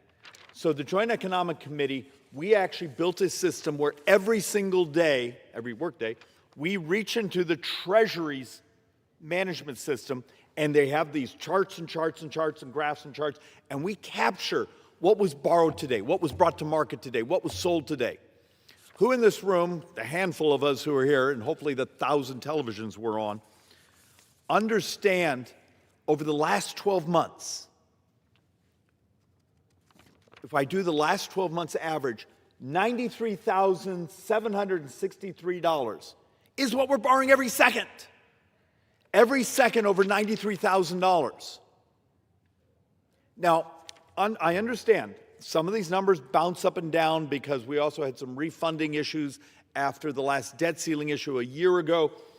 But in the last 12 months, we as a government have borrowed $2,948 billion. If you just want to do this fiscal year, so the fiscal year we're in, congratulations. If you do, here's the publicly sold debt, and over here's the money we borrow from the trust funds, which we do pay interest back, so we have to intellectually be honest, it's borrowing. So often we quote what we borrowed from the public because that's in the public bond market, but when we borrow from the trust funds, Social Security, Medicare, railroad retirement, everything else, we pay it interest. We owe it back. We are now at $2,022 billion in borrowing this fiscal year. This total year, the original projections were like $1.6, $1.7 trillion.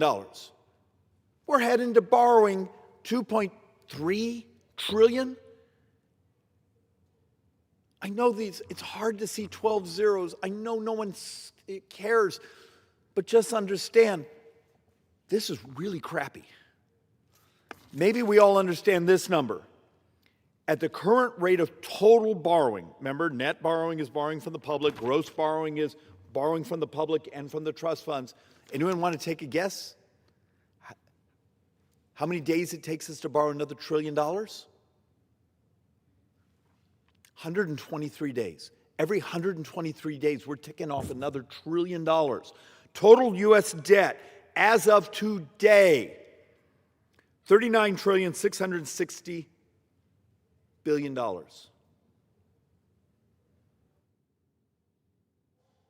By the end of this summer work period, whatever we want to call it, we're going to be at $40 trillion. Doesn't this make anyone pucker up, or is the joke that's often said here, never near a microphone, because we'd be an idiot to say in front of a microphone, no one ever gets unelected by spending too much money because the public wants it. In 6 years, when you're on Social Security and you're getting a 22 to 24% cut in your check, and we double poverty of seniors, 7 years from now, when we double the number of baby boomers who live on the street, maybe some of this will make sense, that we should have done something much sooner. But math is math. Mr. Speaker, one of the reasons I'm a little exercised this week, and you've been in conference and those things, and I accept I've been a bit of a jerk. I'm just trying to find some way to be heard. I've been doing the same damn thing behind this microphone for 15 years, and it's only gotten worse. You know, something's wrong when, I'm number 4 in Ways and Means. I chair oversight in Ways and Means. I chair the Joint Economic Committee. We have a handful of PhD economists that are just smart.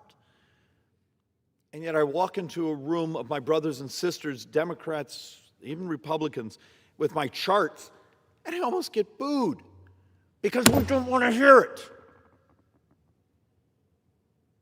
We're going to bring down this republic, and it's not going to be some mob coming over the border. It's going to be our own fiscal insanity. Remember, in about 25, 26 months, the majority of our spending, not tax collection, spending, will go to our brothers and sisters who are 65 and up. We are functionally an insurance company with an army. Last year, for every dollar we took in taxes, we spent $1.43. If you do the basic math, and forgive me, I did this one on the top of my head, so if I make a mistake, send me an angry text like everyone else. I think right now, so far this fiscal year, for every dollar we're taking in, we're spending $1.47.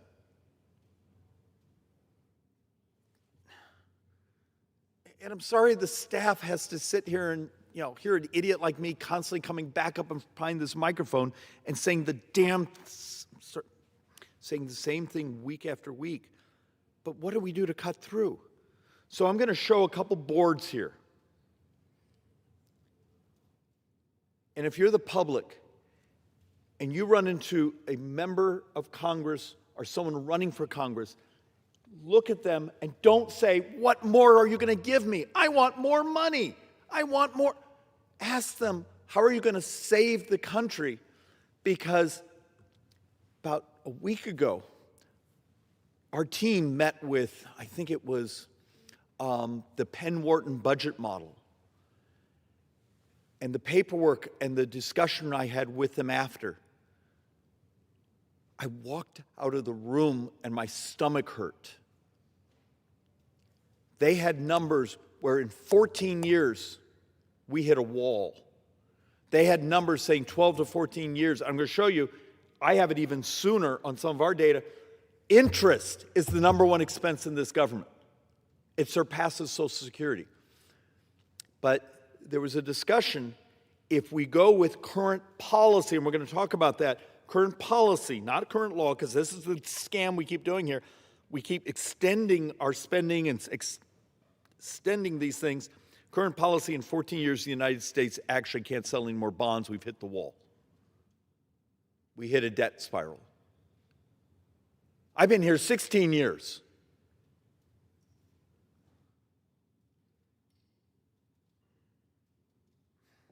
All right, let's do this. Let's run through these boards. Everyone has seen this over and over and over because traditionally I start with this one. This is just the pie chart. If you see what's in blue, that's what as a member of Congress I typically get to vote on. Do you see the red? That's actually on autopilot.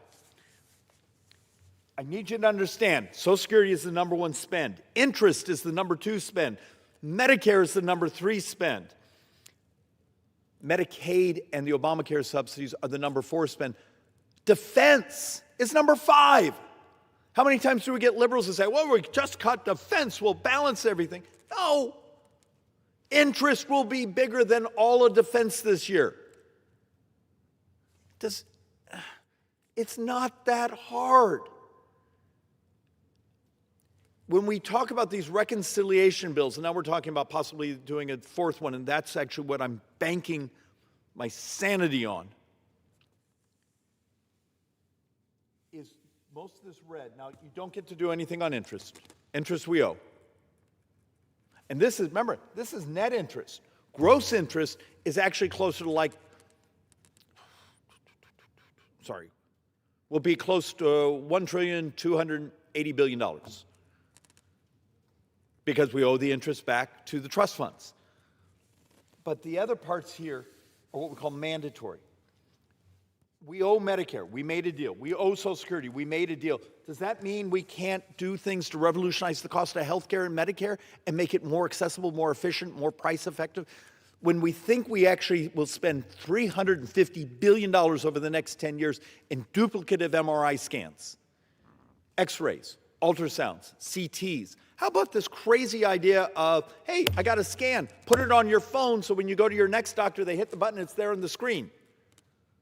Now, there'll be an army of lobbyists who work for companies that make money on the duplicative scan, and they'll fight us, and then they'll embarrass us. Maybe they'll hire social media stars. As I tried to do a reform and a fix on some of the things we saw from the MedPAC report, where it was costing us hundreds of billions of dollars of waste. Not waste, not fraud, waste. Well, of course, the Department of Justice may actually have an opinion on this one. It was on Medicare Part C, we call Medicare Advantage. And the next day, some marketing firm defending one of the insurance companies was hiring social media stars to beat the crap out of me for talking about trying to fix the bleeding of Medicare Advantage. That's one of the reasons we get so cowed, is the proper term, cowed around here, because we're trying to explain why we're trying to save these systems, and there's so much money in that waste. Part of that money goes to beat the crap out of us to stop us from reforming government. So let's actually walk through something, just a simple concept. A week or two ago, I did a presentation here showing you the academic literature and things our economists have worked on, showing that government borrowing has made your mortgage 1 point higher. So today, when you go out to try to get a new 30-year loan and it's, what, 6.7 today? It would be 5.7 if we weren't grabbing so damn much money out of the marketplace. We are partially responsible, if not substantially responsible, for affordability in America. But when we go home and do a town hall or meetings, it's person after person after person after person wants more money from us. Maybe Congress is just basically representing the interests of the public. They don't care about the bankruptcy, the stress, those things. It's technically governments don't go bankrupt, but basically what we're going to have to do to monetize this debt. Don't laugh at me, my wife and I are the same age. We have a 4-year-old boy. He was here a couple of weeks ago, cute as can be, just turned 4. For his 4th birthday, he wanted to go to work with Daddy. We need 104% of his lifetime earnings. Every dime he will ever make in his life, plus another 4% just to pay for federal government pensions. Social Security, Medicare, military. 104%. This is what we've done to our kids. Now, part of it's because we have so few children. And so many of us that are gray hairs. It's called baby boomers. It's just math. So trying to explain a simple concept. We do more borrowing and spending, but we also have this thing called leakage. That's where we've misdesigned programs, and outsiders, businesses, insurance companies, bureaucracies have figured out how to bleed those programs because we screwed up on our design and haven't been willing to go back and turn around and fix them. We end up having to borrow more money because when we borrow more money, we push up interest rates. When we push up interest rates, we've just made everything less affordable. We've created this doom loop. And the only way to break it is to convince those markets we're not just going to keep borrowing like crazy.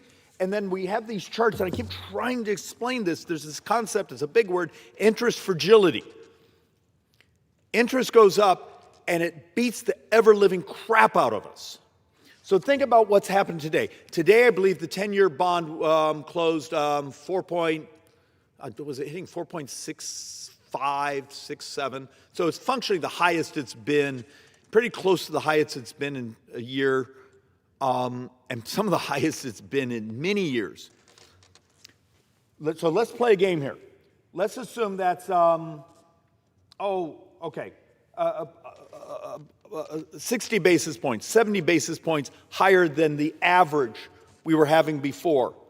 And remember, you're going to keep having people say, well, the reason interest rates are up is the war in Iran. They were ticking up before that because the worldwide battle for capital, other countries are also binging on debt. We have data centers, other things coming to market, binging on debt. We're all competing with each other because when you borrow money, you're borrowing from the world's pool of savings. So it could be, your savings account, your pension, a family in China. We all put our monies into our banks and savings institutions, investment institutions. That's what's referred to as the world's savings pool. This is Ray Dalio talks about this repeatedly.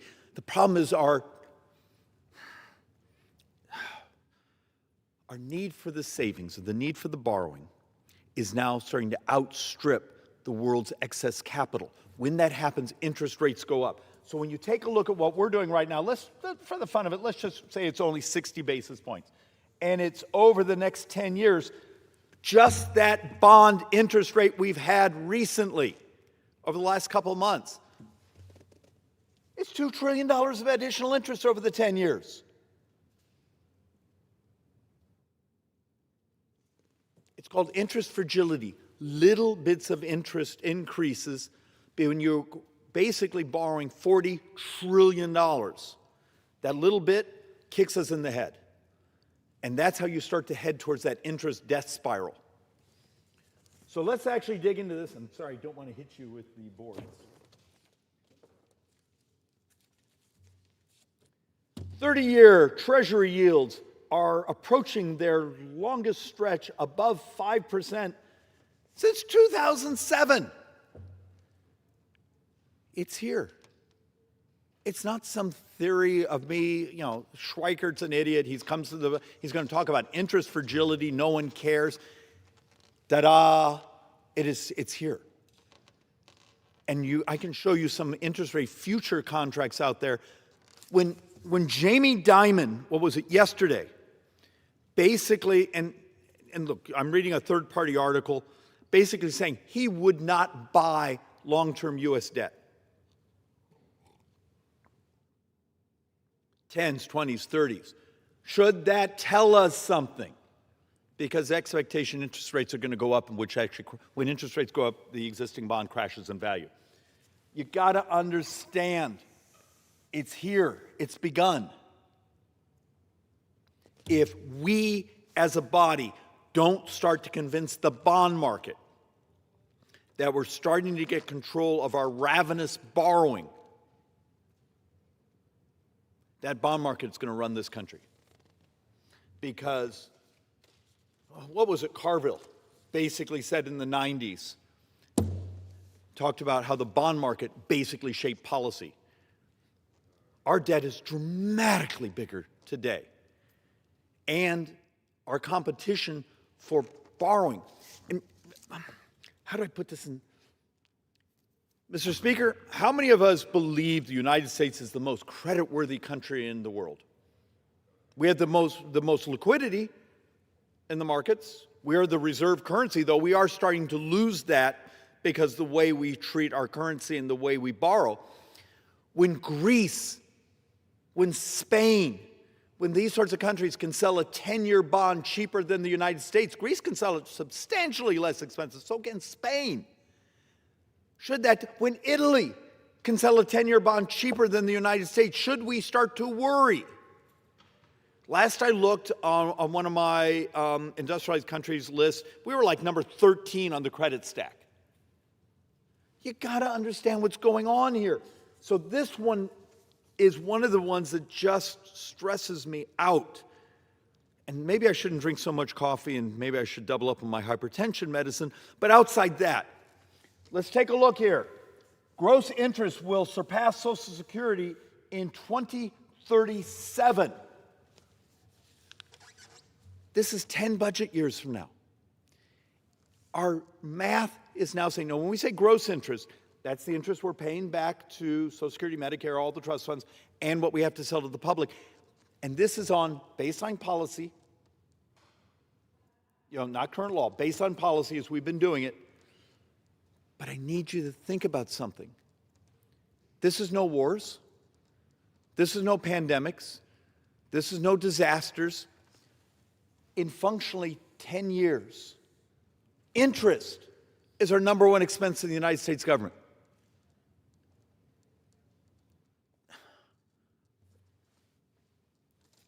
Someone out there help me have the language to move people's hearts and their intellects. This is terrifying.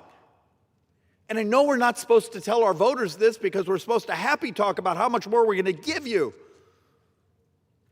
In 6 years and 2 months, the Medicare trust fund's gone.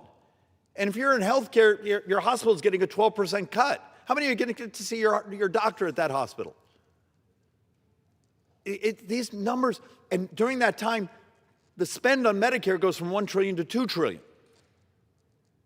It's demographics. So let's one or two more boards, and then you'll be rid of me. More than 30% of the federal revenues will go towards interest in 9 budget years. And we've actually done a stressor on this. So the math right now, and this is sort of baseline policy, in 9 budget years, you pay $1 of taxes, 31 cents of that tax. So this is all taxes. This isn't just income tax. It's not just tariffs. It's all taxes. 31 cents of that dollar. And in my model, because I had a couple other stressors and slightly higher interest rates built in, but this was using CBO baseline interest rates, which were already above, it was 33%. Are you ready in 9 budget years to have 30 to 33 cents out of every dollar just paying interest?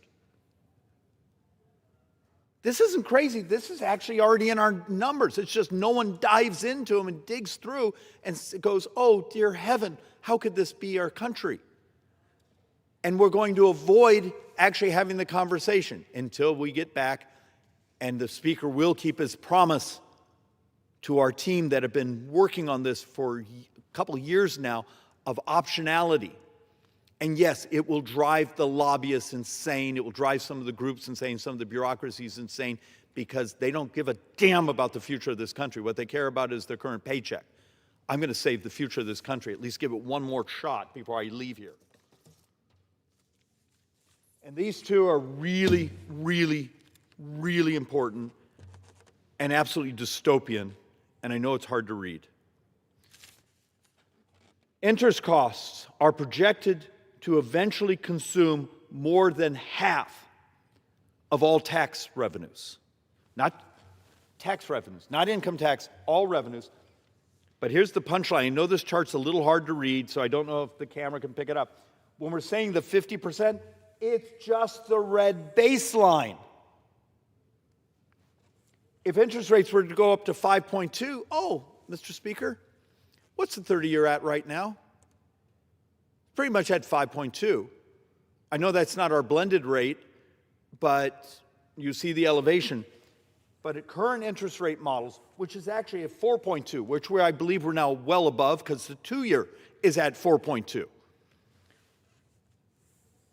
And functionally, let's take a look here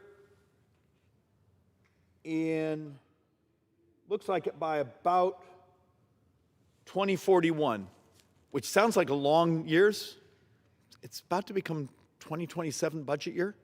It's not that long from here. Half of all revenue. If interest rates go up, this is actually the collapse of your republic, because you owe more interest than every tax receipt, every tariff, every corporate tax, everything we sell can produce. The interest load takes us over. It's called the death spiral. And we're not that far away. Some of this starts to hit where you're hitting 80, 90% 14 years from now. You've got to understand, if with those higher interest rates actually just brutalize us as a country. Mr. Speaker, and to the team, last board. I do wish you were allowed to applaud and be happy for these things. Federal interest costs under various interest rate scenarios. So look, this is a little more the way, if you and I were playing economists, we actually don't do dollar amounts, we do percentages of GDP, because the GDP can grow, but often it's inflation. So when we actually start to look at the actual numbers,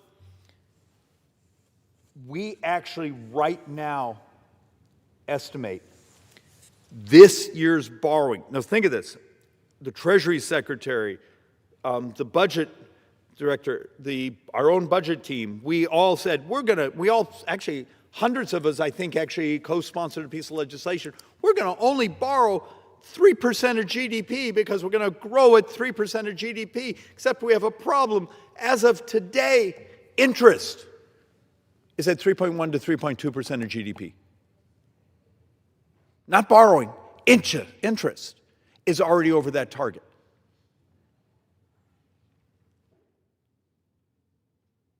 Does anyone pay attention to the actual math, or do we just tell each other stories? But when you start to see the gradual interest rates, we're actually starting to hit a world where I'm believing a model where a decade from now, we could be having 11% of the entire economy just be interest. Remember, CBO's numbers from the beginning of the year, and the numbers are worse today, had us in 9 budget years, total borrowing in 2036 being $3.1 trillion, $2.1 trillion of that just being interest. And the math is worse today. There's ways, we're not going to pay it off, but we can stabilize it. And by stabilizing it, the growth of the economy, those things, we have to get through baby boomers.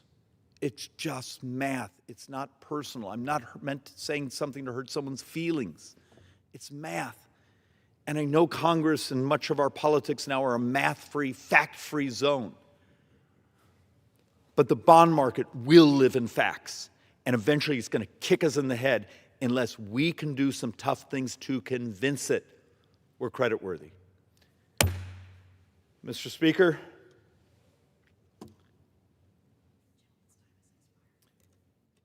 I am yielding back because I think I used my half an hour. I apologize if I hurt someone's feelings. Please send me a note. I already have pre-written apology notes. With that, we're done. Gentleman yields. Under the Speaker's announced policy of January 3rd, 2025, the Chair recognizes the gentleman from Georgia, Mr. Carter, for 30 minutes.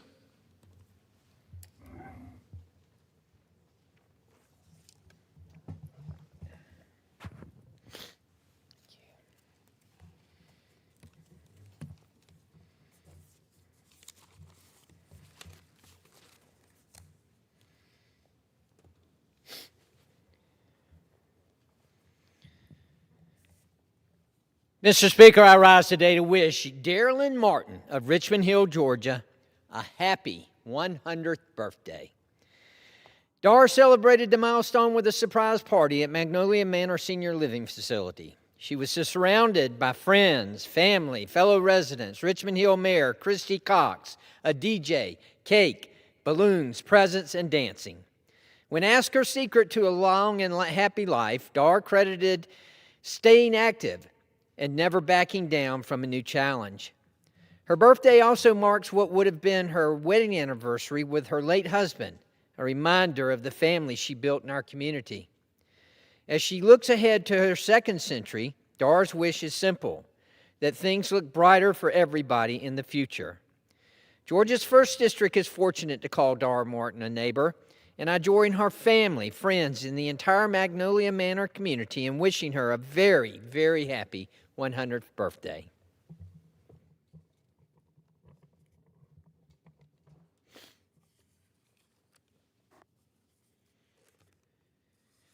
Mr. Speaker, I rise today to honor the Georgia Library Service for the blind and print disabled for being recognized as the 2026 Library of the Year by the Library of Congress. The GLS is a free library service that reaches over 11,000 Georgia residents of any age who are unable to read standard print due to physical, visual, or reading disability. The system offers magazines and books in Braille or audio forms and uses postage-free mail or downloads to reach patrons across the state. This honor by the Library of Congress shows how the GLS makes incredible strides to reach people in all corners of Georgia. I'm proud of the work that the Georgia Library Service has accomplished to assist readers across Georgia who otherwise wouldn't have access to literature with their accommodations. Congratulations on this remarkable achievement and dedicated service to the people of our state.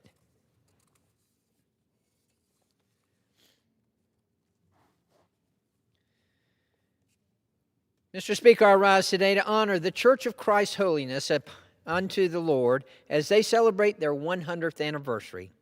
Founded in 1926 in Savannah, Georgia by Elder Major Solomon Bennett, the church is dedicated to the headship of Christ while preaching the pure gospel.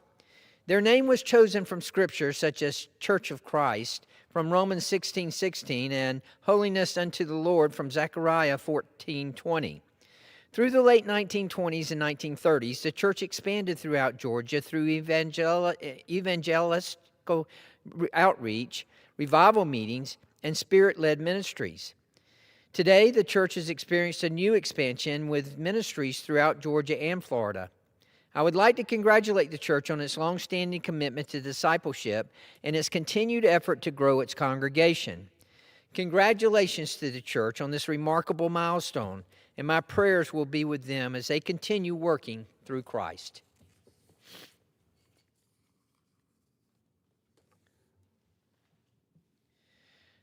Mr. Speaker, I rise today to recognize Command Master Chief Tracy Critchfield of the Naval Submarine Base Kings Bay in Georgia's 1st District.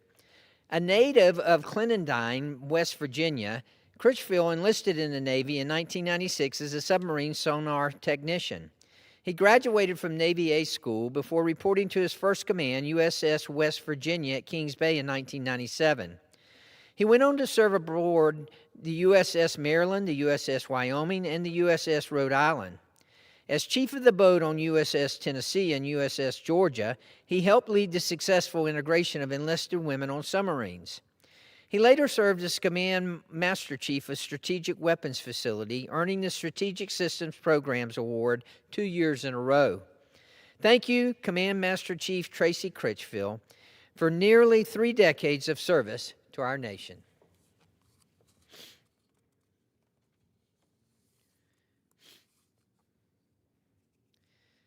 Mr. Speaker, I rise today to honor Trish DePriest of Georgia's 1st Congressional District for her 34 years of dedicated service to the people of Southeast Georgia. Born and raised in Wachakula, Florida, Trish got her start as a receptionist at WTOC before Congressman Lindsey Thomas hired her as a caseworker. She went on to serve 22 years as casework manager for Congressman Jack Kingston, then continued the legacy of service in my own office. Serving over 3 decades, Trish helped constituents with everything from passports to veterans benefits to federal tax issues.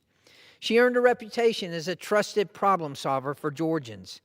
Trish was married to her husband, Roy, for 50 years until his passing in 2012.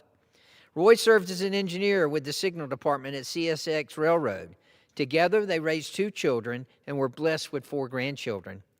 Georgia's 1st District thanks Trish DePriest for her years of her decades of faithful service to the people of Southeast Georgia. Trish, we love you. Thank you for your service to our constituents.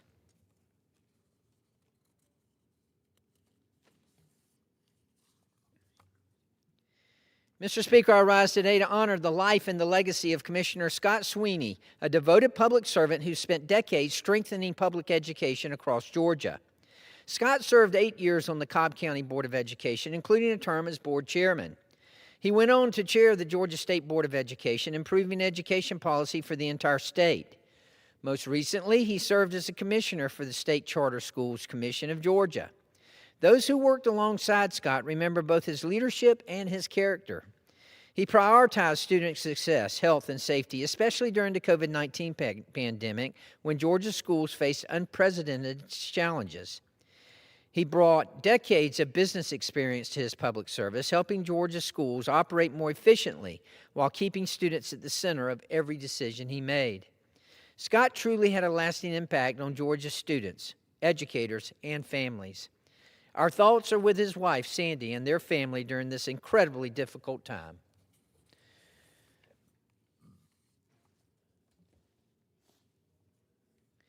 Mr. Speaker, I rise today to recognize Parker's Kitchen, which was recently named the Wounded Warrior Project's 2025 Corporate Partner of the Year.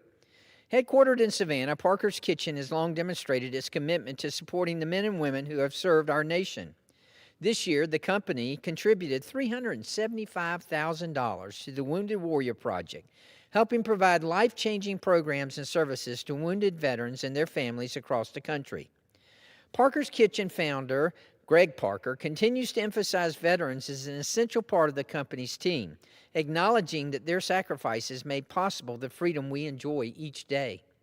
Wounded Warrior Project CEO Walt Piet praised Parker's Kitchen's unwavering support, noting that partnerships like this make it possible to help veterans not only return from service, but truly come home. Thank you, Greg Parker, and the entire team for your continued commitment to Georgia's 1st District's strong military community.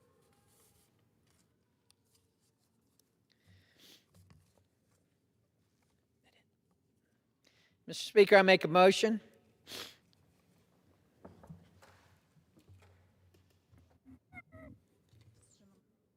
Does the gentleman have a motion? I have a motion. I move that the House now adjourn. The question is on the motion to adjourn. Those in favor say aye. Those opposed, no. The ayes have it. The motion is adopted. Accordingly, the House stands adjourned until 9 a.m. tomorrow.